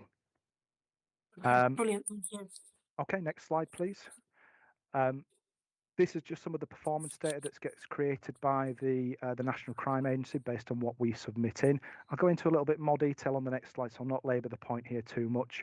But in essence, what you're looking at here from a Protect perspective is we're doing between 8 and 9 engagement events per month, and a reach on average of about 300 to 350 people that we're talking to and giving this Protect safeguarding advice to. So yeah, significant amount of work being done there by our 2 Protect officers. Next slide, please. And this is just some of the areas where we're reaching out to. So 50 presentations were done over Q1 and Q2. with over 2,000 individuals spoken to. So that's to educational groups. So we're going around schools, youth groups, women groups, women specific groups. And we did one big event at Dalby Forest for the Wellbeing Festival earlier this year. And we're also doing multiple general public drop-in sessions in regards to protect safeguarding. So that could be, you know, down to a large event at York Racecourse. We're inviting businesses and SMEs in to come and take advice in regards to protecting their business, or a Women's Institute presentation at a local level in the community group there. We also offer... Yeah, sorry, I'll let you finish. I was just saying we also offer cyber escape rooms as well, which we can deliver to businesses, which gives them a real opportunity to test their understanding of passwords, how to enforce their business and get rid of weaknesses. If you've ever been involved in an escape room before, very similar, but this is a cyber theme to make sure you're not a victim of computer misuse Act offences. Do you want to? Great, that sounds amazing. But yeah, the question was just, you may already be aware of this, and I know more senior officers definitely were because they were at the event, but the Youth Commission for York and North Yorkshire did a presentation of maybe a month or so ago now about some of the findings. So they're a relatively small group of young people from across the region, but they had surveyed 1,000 plus young people from across the region. I suppose it was just a suggestion really that they might be a useful tool to engage with, just to ensure that you're able to amplify both your offer and your kind of education piece out into the, given that our geographical challenges are extensive, just using those networks that we've got as well as we can. But the Youth Commission, I'm sure Amanda, who's on the call, will be very happy to put you in touch with them if that's something that would be helpful. Absolutely, yeah, definitely would. And as well, just very quickly, in terms of the protect and prevent, that is also aimed at the police officers as well. So all new police officers that are coming into the force are given the training from our protect officers as well in regards to personal cyber security, health, social engineering, violence against women and girls, all of the things that I mentioned there in terms of awareness and guidance. So that can be passed on to the public as well by our frontline services. And again, just if anybody's wanting any more further advice and guidance, feeding that back into our Protect network so we can pick that work up. Great. Okay, next slide, please. So I think it's really important to make sure you've got the right people internally to tackle these type of crime. So the economic crime unit is sort of the lead for fraud in the force, and we've just ensure that all of the individuals in the team have the right training to be able to assist them in our role. So our fraud investigators are all specialist fraud investigator qualified, which is a specific training course and a portfolio that has to be completed. It then accesses continuous training, continuous professional development. I mentioned earlier about that understanding of emerging threats such as artificial intelligence. We have appropriately trained managers within the department, so that's the 2 sergeants and myself, again making sure that we understand all of the partners, all of the opportunities to disrupt and prevent fraud, and can guide our investigators through that. A team of financial investigators who are the ones who look to seize assets from criminals and disrupt them through that money mule network that I talked about earlier. They are National Crime Agency accredited and can use a full range of both police and proceeds of crime civil powers to tackle this type of offending. And then some of those officers have those additional skills that is needed to look at sort of cryptocurrencies and how we seize, detain and look to forfeit to that. And these officers will work with other individuals in my team, such as fraud assessors. And it's important to me to make sure that the learning that my team have is distributed as wide for the force as possible, so that we give that best possible response to the public when a report's made. So we have 2 fraud assessors that receive all of the fraud reports that are made into force, and they will draw on the expertise of the fraud investigators, financial investigators, to give advice on to the officer of how they might investigate crime, but also any prevention, safeguarding advice that could be passed on to the victim. So we very much try and make sure that we are that centre point of knowledge, but also that we distribute that throughout the force as wide as possible to provide the best possible response for the public in fraud and economic crime. Great, thank you. That's great. Okay, I'll not labour this one, but this is about the digital forensics and the cybercrime unit side of to the development. So everybody who comes into my function's got to have the tenacity to learn and evolve and respond to emerging threats. They come in, generally speaking, with a digital forensics background as the cybercrime unit. They'll receive national training in terms of initial foundation training. Further online training is available to them as well. And then we break off into two different shoots, either into pursue investigator training, or they'll become protect investigator training, that side of things. In addition to that, there's internet intelligence and investigation training, which is key to a lot of the work that we do here in terms of the online investigations. And then we start going into the realms of more bespoke training. So we get cyber incident responder training, so that we've got the best first responders that are turning out to ransomware incidents. That only, it's not just the first responders, that's the senior management as well. So inspector and above are receiving training on how they're going to respond and providing advice and guidance in terms of that tactical awareness of how a senior investigating officer sits within an investigation and how they liaise with the business. Say, for example, in the instance of Jaguar Land Rover, where they sit in the investigation, how they assist in terms of communication and helping that business through that particular incident. So there's malware analysis, cryptocurrency investigations, a whole plethora of additional training and skills that goes into getting these cybercrime officers to a standard that can respond to anything across North Yorkshire that impact on us. So I completely get the scale of the challenge that you're kind of up against. I guess a couple of things. One was just, I think it comes across quite clearly in the slide and certainly in what you just said, but I think it's a kind of state of mind, isn't it? That people have to be kind of wanting to be on top of whatever the latest thing is, because it all moves really fast. Absolutely. I guess the other question is, how do you, or are there ways in which partnerships within North Yorkshire could help with some of this in terms of some of our private sector businesses that may be operating in the region? I'm just thinking, I guess, through the kind of wider auspices of the combined authority, whether there is anything that we can or should be helping to facilitate so that you've got any additional capacity or support that we might want from the private sector. I suppose it's just it's a question / offer that may be something that we ought to look at, whether or not there are businesses in the region that may be able to help support the work that you're doing, given that I completely appreciate the scale of the challenge you're up against. Yeah, I mean, it's something that we'd be happy to explore in terms of further conversations. We do already work with established business resilience centres, and there's North East Business Resilience Centre, who we would, if there was a particular specific need of a business for additional support in terms of reinforcing their business, training to hundreds of people within that organisation, we would make a referral to them, and they would assist us with that as well. And we also utilise the skills and services of Police Cyber Alarm as well.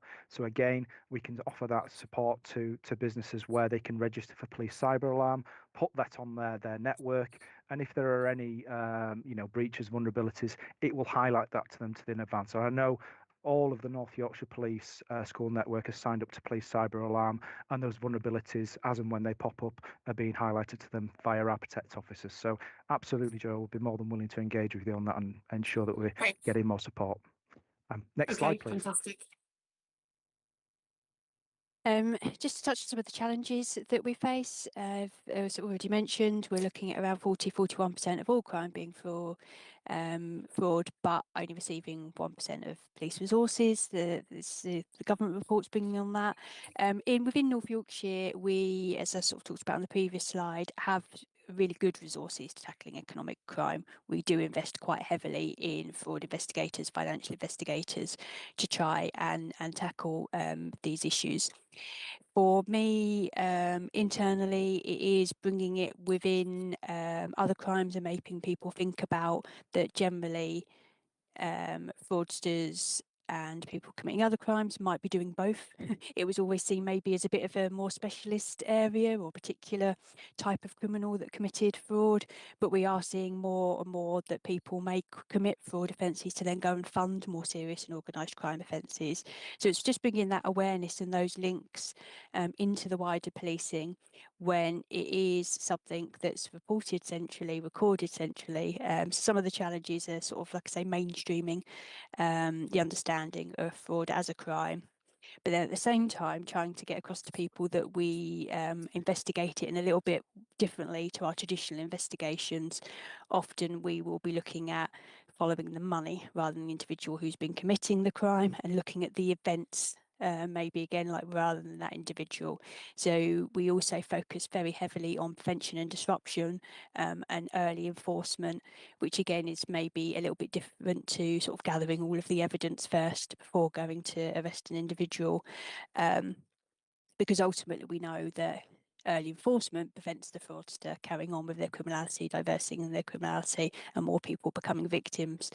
So there is sort of challenges in people identifying the seriousness of fraud, and then also how we investigate it, continuing to invest in the people with the changing in technology, having people understand things like AI, artificial intelligence, and then understanding how we might tackle it. It's going to be a significant challenge, I would think, over the years to come. Looking at data sharing, that can be problematic with fraud. A lot of information, is held in confidence with banking sectors. Can be difficult to obtain. Information that's held overseas can be difficult to obtain. We could be working with different countries, and then we've got jurisdiction issues, obtaining information from other countries. We might not have the legal frameworks. So there are quite a lot of challenges within the fraud, particularly online fraud landscape. But I guess it's a positive that we're aware of what those challenges are. And I know that there's a lot of work being done with central government to look at mechanisms for sharing information, particularly with other countries, and when we're looking at online. And I think Gavin wanted to come here actually and mention the Online Safety Act, which sort of probably fits with what I was just mentioning there. Yeah, please do. Yeah, I think just on this point, I think the Online Safety Act obviously going to have massive amounts of positives for protecting young children, fantastic benefits there. But I think one of the things that concerns me as a cybercrime investigator is the 1,800% surge in sign-ups to virtual private networks, which unfortunately is one of the things that will frustrate many law enforcement investigations in terms of, and what Janine was touching on there in terms of following the money and proactive investigations. We may only be left with, in many instances, following the money because the proactive investigations may be somewhat limited. Time will tell how this pans out, because VPNs have always been a challenge for policing. They're not infallible, and we can still make investigative inroads when they drop out. But we may see less opportunity for those quick wins in terms of arresting and taking out the low-hanging fruit who are not using these VPNs, which historically have led to some wider and more complex investigations that have upfed into other serious organised crime investigations where we've sort of like fed intelligence back that led to more. So time will tell, but it is a limiting factor, the knock-on effect from the Online Safety Act. Yeah, and the other thing I just wanted to add was just from a victim point of view, obviously we've got services available to these victims of economic crime and cybercrime, just as we do for other types of crime. But I think it can make people feel differently. So it was just really to make sure that people were aware that there are services there that are available for them, whatever the crime that they've been exposed to, and whatever their age.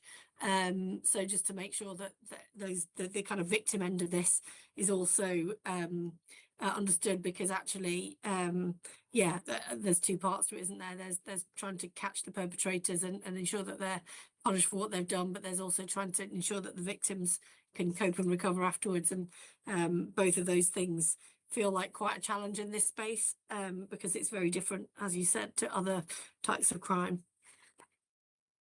Yeah, next slide, please. So we're nearly at the end now. Oh, So you looking mentioned into victim care, like you predicted what I was going to say. Yes, I did. I was going to say, to follow on from that, really, I did mention earlier that if we are managing to seize and forfeit money from criminals or within bank accounts that is linked to that criminality, if we can find a victim, it will obviously go back to the victim. If we're unable to find that, it goes into a pot of money which is distributed between the Home Office, court systems if appropriate, but also police. and we put that money back into growing the skills capability of our department, but also around community and victim care, as you've mentioned. So we've looked at what our fraud ambassadors and our financial abuse safeguarding officer need. So it's around being able to host these workshops, having material, having crime prevention merchandise available, so we can engage with the community, provide them that information. We will work with supporting victims, have referrals. So Action Fraud has its own victim care, and anybody that reports to Action Fraud will receive an initial response from their victim care.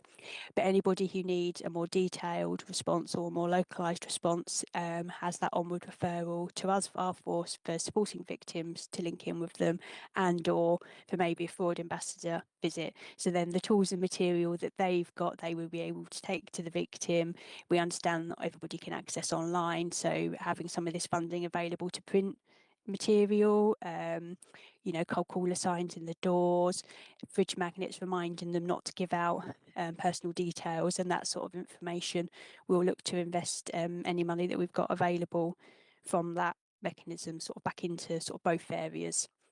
And then, yeah, just continuing to train and invest in our people and educate the public on all of the scams that we use. Community Messenger, we use our social media channels to try and put information out there as possible. And then, as we've touched on with other areas like antisocial behaviour, just encouraging people to report it, even if you think, oh, the police aren't going to do anything.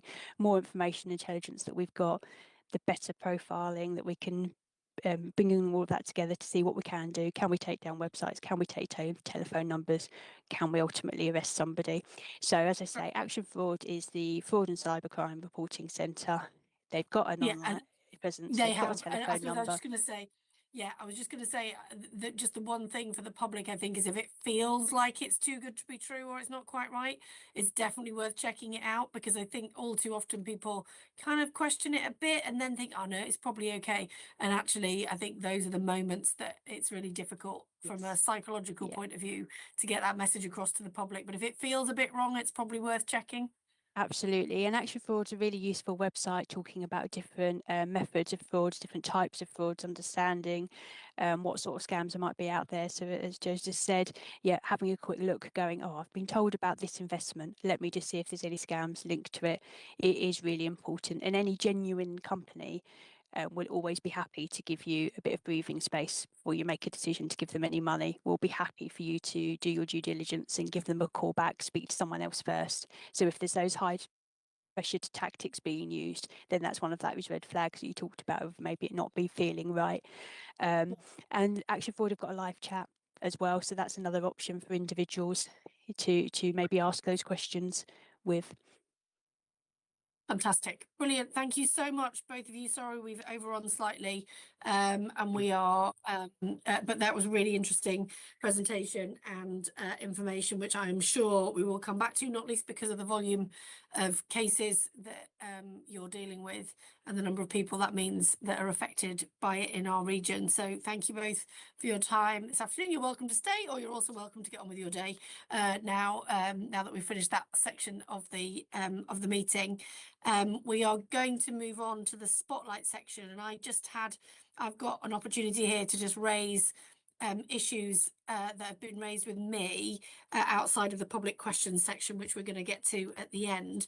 I just had a couple of things that I wanted to pick up on. One was really just to ask the Deputy Chief Constable about the efforts that the police force are making around community cohesion. I was at the hate crime conference with the Chief Superintendent, Fiona Willey, yesterday. It was a really interesting presentation just about what's going on internationally and nationally around hate crime. But I just wondered whether there was anything you could just add about the local response around community cohesion and just kind of ensuring that everyone feels safe in our communities. Thanks, Jo. Yeah, so I think you've touched on some really key drivers, haven't you, there, in terms of international and national sentiment and some of the international events that are playing out in our communities and have that impact, whether it be immigration issues, conflict resulting in protest, demonstration, and all of that. And I think it's important first and foremost, just to say, I think it's fair to say there is a risk of policing being caught in the middle of this unless we are really clear on our core responsibilities and roles, which is essentially preventing and detecting crime and obviously keeping communities safe. So I think, as a broad kind of opening comment, striking the balance between where is free speech, where is crime, where is the legitimate role of the police in a functioning democracy, is always a difficult balance to strike. And I do think that's some regular considerations we're having as a force. But to get really to the nub, you're right, where it clearly we get criminality in terms of hate crime reported to us, then it's incredibly important we deal with it properly and professionally. And I was delighted to see the force well represented yesterday, and I know you were there, and some of the coverage of that and the way that the partners, local authorities, policing and communities are working together is with a sole shared outcome, I think, of ensuring that people do feel safe in the communities, and where they are subject of crime and criminality, there is a role for the police in investigating that because it's our job. And obviously, more broadly than that, we have a responsibility around public trust and confidence and keeping people safe, whether that be visible patrol or whether it be other forms of providing that reassurance. So I think it's to say that the force is not tin-eared about the issues playing out nationally, internationally, or within our communities, but we have a really important role in terms of the police and ensuring our action is lawful and we have a lawful basis on which to take action. Where a crime is committed, that's simple. Of course, it's our role, and we will do everything we can to support victims. And where hate crime is prevalent and where we have victims of it, again, it reflects the discussion I had earlier about encouraging people to come forward. We have a really good hate crime team that are able to provide bespoke and specific support to victims. And we put an awful lot of effort into scrutinising our hate crime reports and investigations to ensure that victims get the support that they need and the justice outcomes that are appropriate.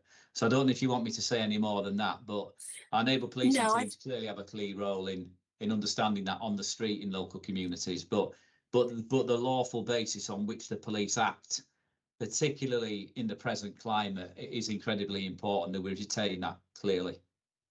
Yeah, and I think the balance, I completely understand the pressures that everybody is under, but also the kind of challenge of balance in some of this. I suppose my only question, I suppose, is how the force are going to ensure that balance is reflected all the way through the force.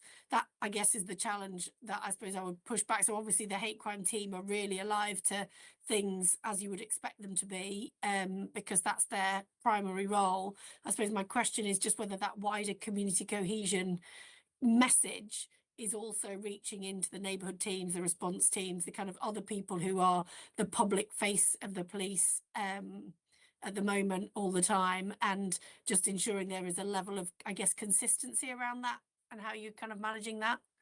Yeah, so I'll go back to the role of the police really, and a lawful basis upon on which to act.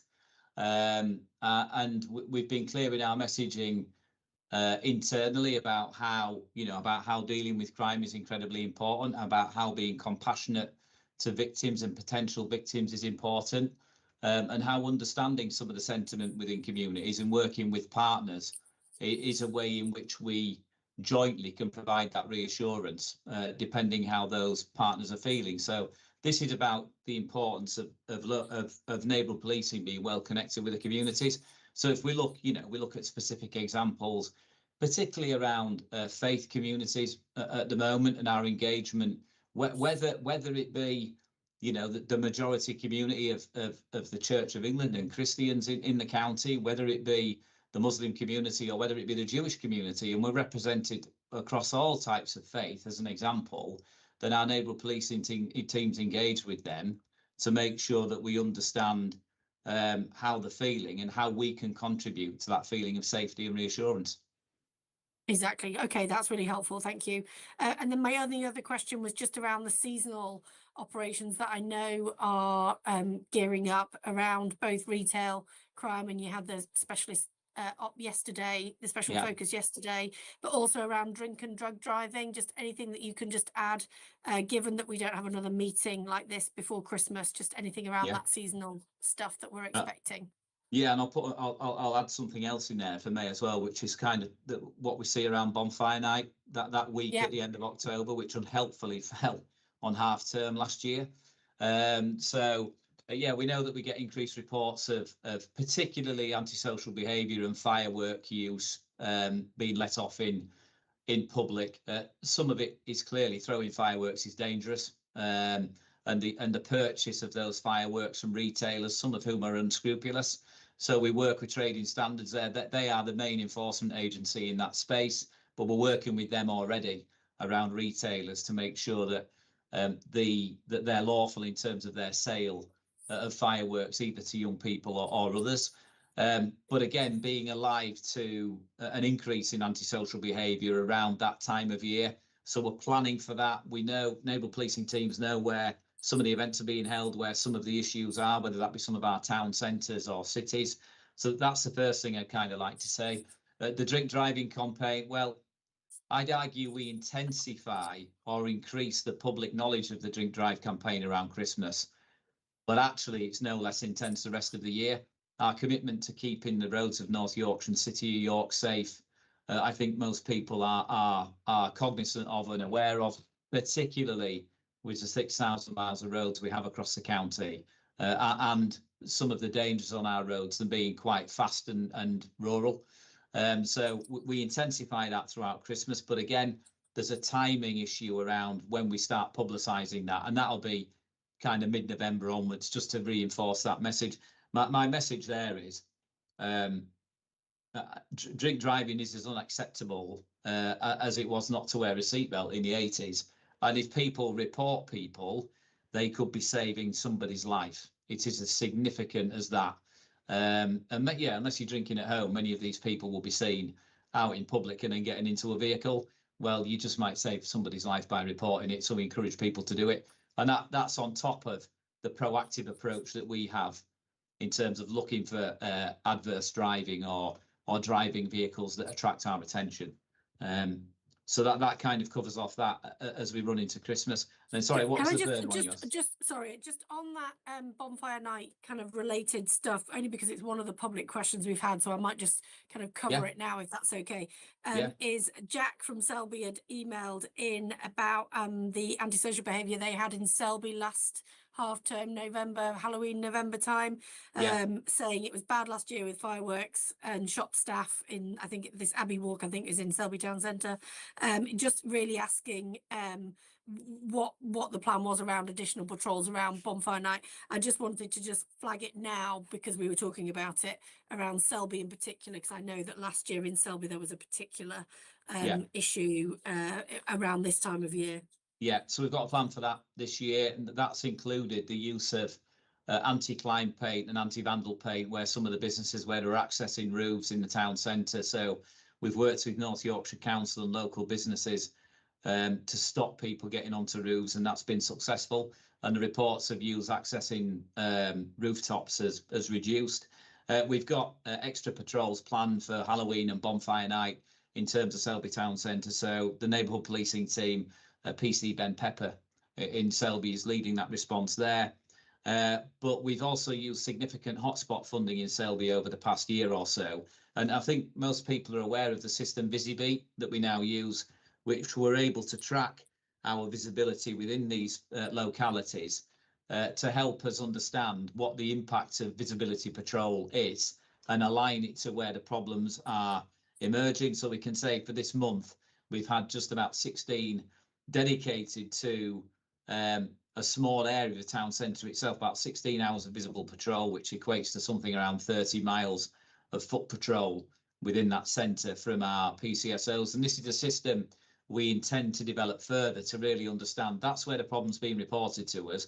That's where we can see our people are, and that we're properly aligning resource to the reports receiving from the public, so we tackle it properly. But that's so we can already see there we've taken some action to reduce some of that. That's great. And just sorry, the final question had been about retail crime and the operation yesterday. Yeah, so brilliant day yesterday. I think it's getting some wider media coverage today, which is fantastic because we need to tell people what we're doing as North Yorkshire Police. So we had a force-wide operation yesterday. Our normal operation is called Operation Tornado, and that basically is an intensification of action as we move around the 3 commands month by month. But yesterday it was our 17th intensified operation, but we did it all together. So the whole force operated together with a real specific focus on town and city centres, shoplifting, wanted criminals, organised criminality, drug dealing. Our results were brilliant. 36 arrests as a result of the day. We've recovered weapons, drugs, cash. I mentioned it earlier. We've worked very closely with immigration officers and economic crime unit and a regional and organised crime unit to really target some of our problematic areas around antisocial behaviour and criminality. And that included arresting shoplifters in some of our town and city centres, lifetime, and those who were wanted for those crimes. So it was a really good day. I think demonstrates North Yorkshire Police's enduring commitment to getting out there and doing the policing that the public expect us to.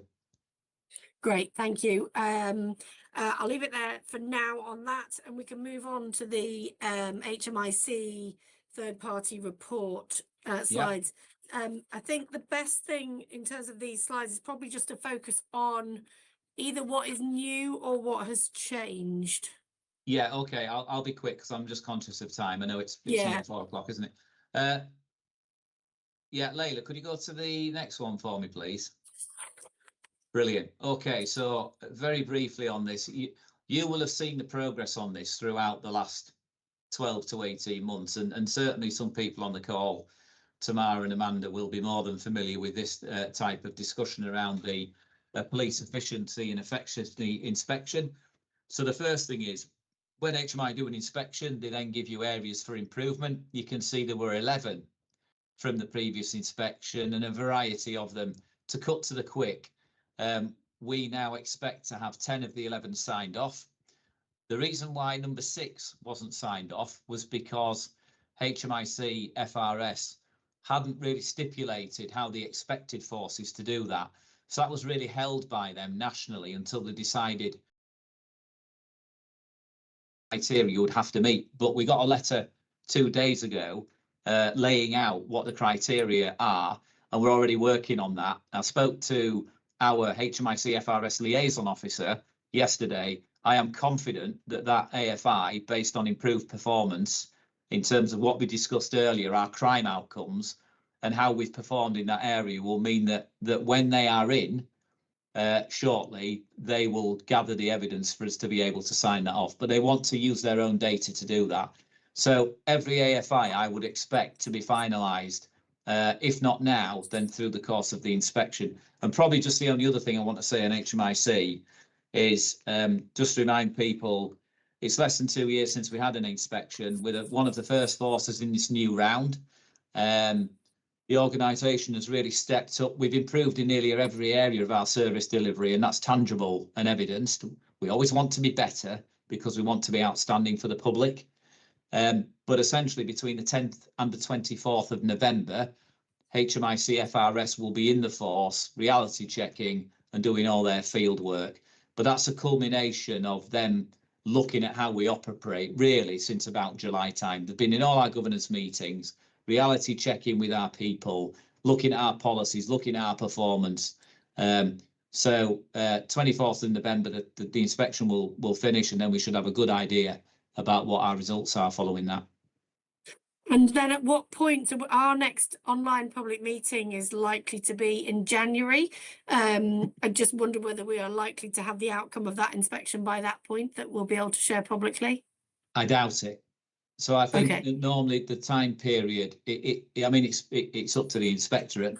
I would love to write the report myself, but I don't think I'll be allowed. And of You're course, definitely not allowed.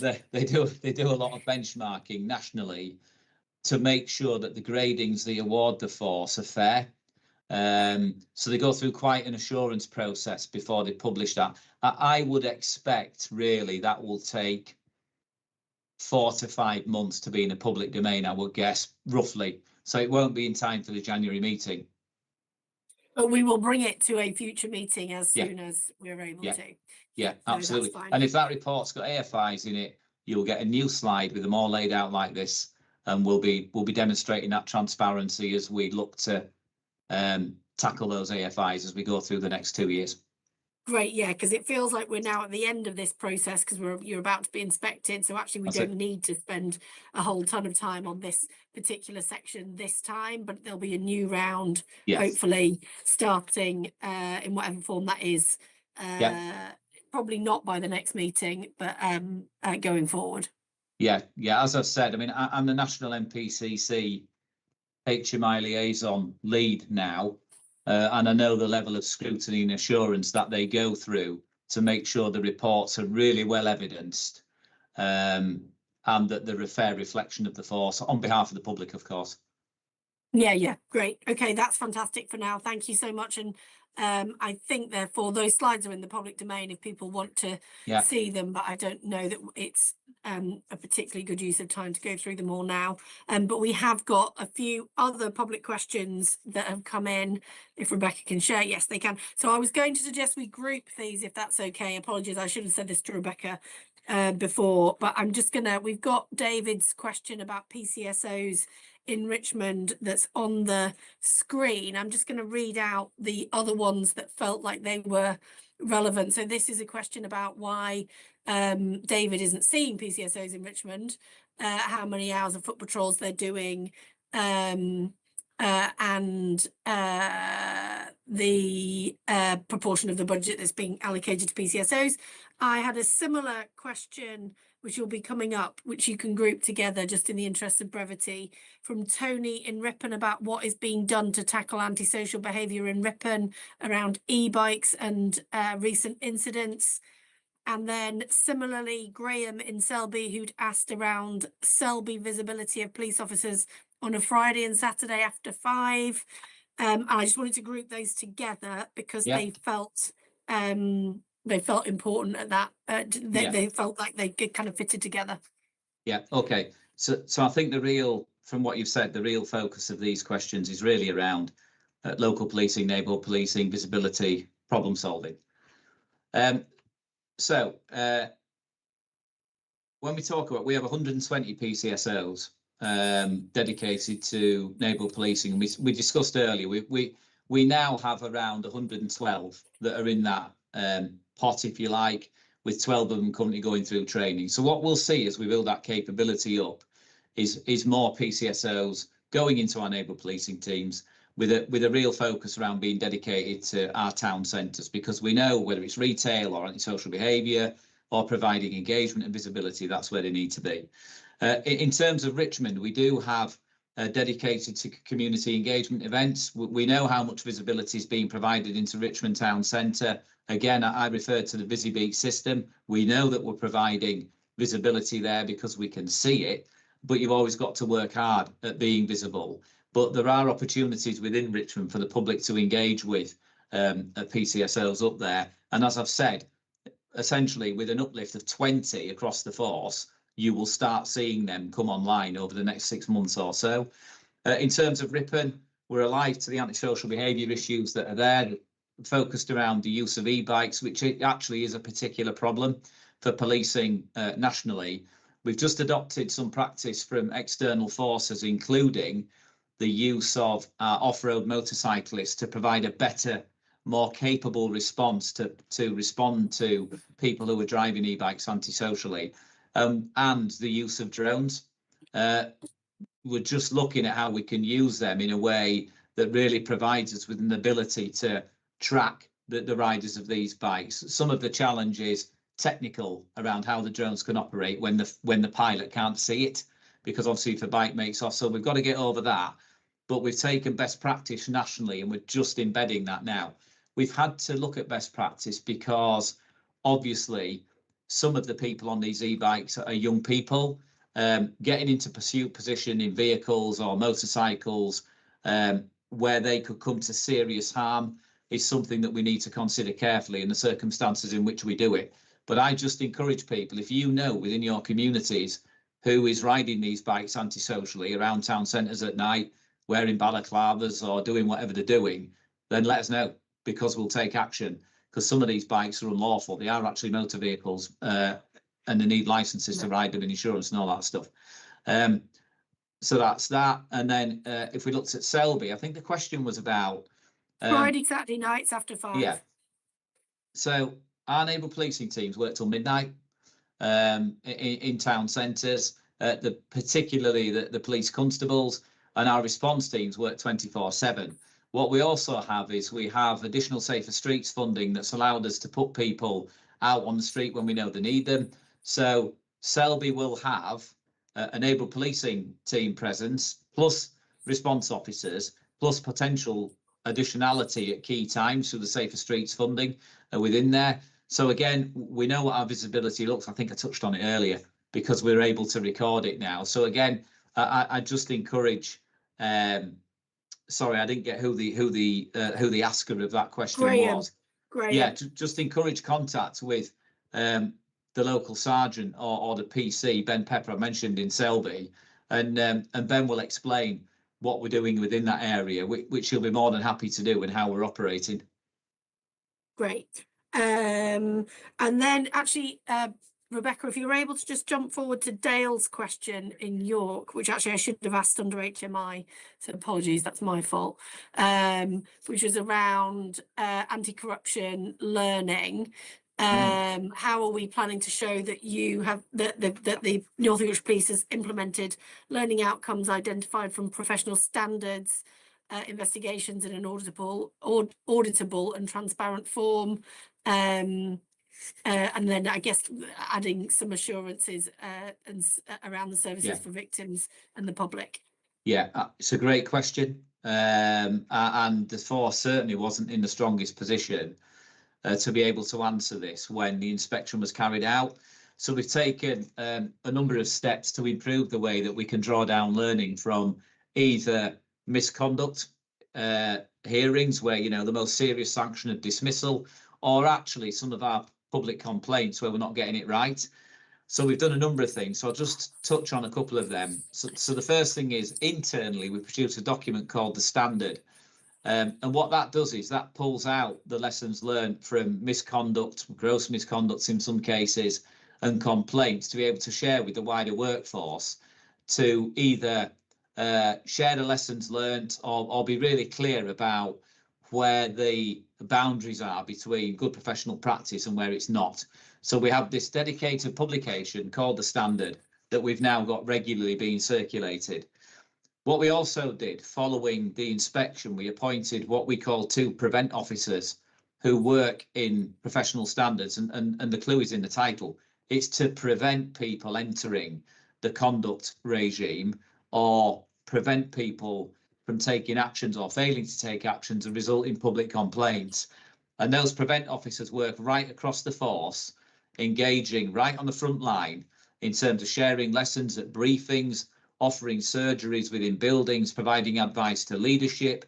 And we are starting to see the benefit of that in terms of a reduction in misconduct investigations.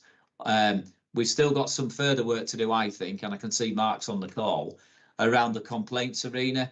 I think there's more to do in that, to make sure that we draw out the learning from public complaints. But certainly in the conduct arena, professional standards were in a lot stronger position than we were. And then just finally, we also have a dedicated governance around the organisational learning board, which formally approves, if you like, the learning that's shared more broadly across the organisation. So we track it, there's good governance around it, and then we make sure that people understand what our standards are and what the expectations of their behaviour is. I think what Dale's question was aiming at was, how might we share that better externally to demonstrate that we're learning these lessons? And that's something I'll take away from his question. That's why I said I think it's a great question, actually. If we put up, look, the organisation has taken this action as a result, that kind of reassures the public that we are learning and drawing that out. Yeah, I completely agree. And the themes, I think, are a really important part of that. And certainly my experience in the last 15 months since I've been in role, and given that I think my first week in my post was the week that the HMI were in inspecting the complaints and professional standards. Actually, so I've seen the journey since, but not the journey before. Was definitely more, as feels like the collaboration between the complaints team and the professional standards team has kind of transformed. And there's probably still some work to do around that communication piece and making sure that we're maximising the kind of learning and any trends that are being identified. And then I guess the next part of that is making sure that we're then working out how we communicate that out to the public. But I think you're right, it was a great question. And just finally, if we can just move on to not Jack's question, we've done that one. Deborah's question about dangerous driving. There we go. It's a very specific question about Sherburn and Elmet dangerous driving. I know from the Road Safety Partnership, this is something that is being looked at carefully from a partnership point of view. I just wondered if you've got anything that you can add from a North Yorkshire Police point of view, particularly for Deborah in Sherburn and Elmet. Yeah, so I think the first thing to say is that regardless of the fact that the event is held on private property, the vehicles are getting to and from it on public roads, and therefore absolutely it's our responsibility around enforcement activity to deal with it where it appears on public roads. Private property is something slightly different. It just depends where the driving is happening. However, this is something that the local neighbourhood policing team are involved in. They're looking at problem solving some of the issues that the public are raising. The roads policing teams are involved in it from an enforcement point of view, visibility. So there's been a meeting with the management team at the Motorist. I think it was 2 weeks ago. And we're also looking to involve partners in the plan, such as the local council. So it's really important that, again, you know, I'm sure that the people at Motorist want to run a legitimate, well-run business as part of the local community. Well, we all have a responsibility in this place.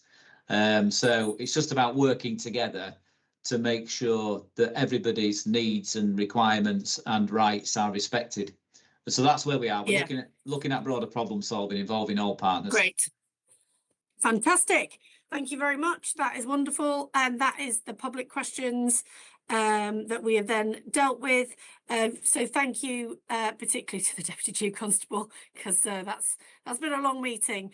Thank you also to colleagues from the Cyber and Economic Crime Units, and to John from Unison for coming on the call, and to my team. The next meeting in November is with the Fire and Rescue Service, looking at the fire safety measures that are being particularly focused on medium and high-rise building following the Grenfell Tower inquiry recommendations. So that will be the focus of that meeting, in addition to the regular monitoring information that we look at. And then the next meeting with the North Yorkshire Police will be in January. We haven't got the date for that. The fire meeting is on the 20th of November and the policing meeting will be in January. Watch this space for the exact date. Thanks everyone for your time this afternoon, and I will end the meeting. Thank you.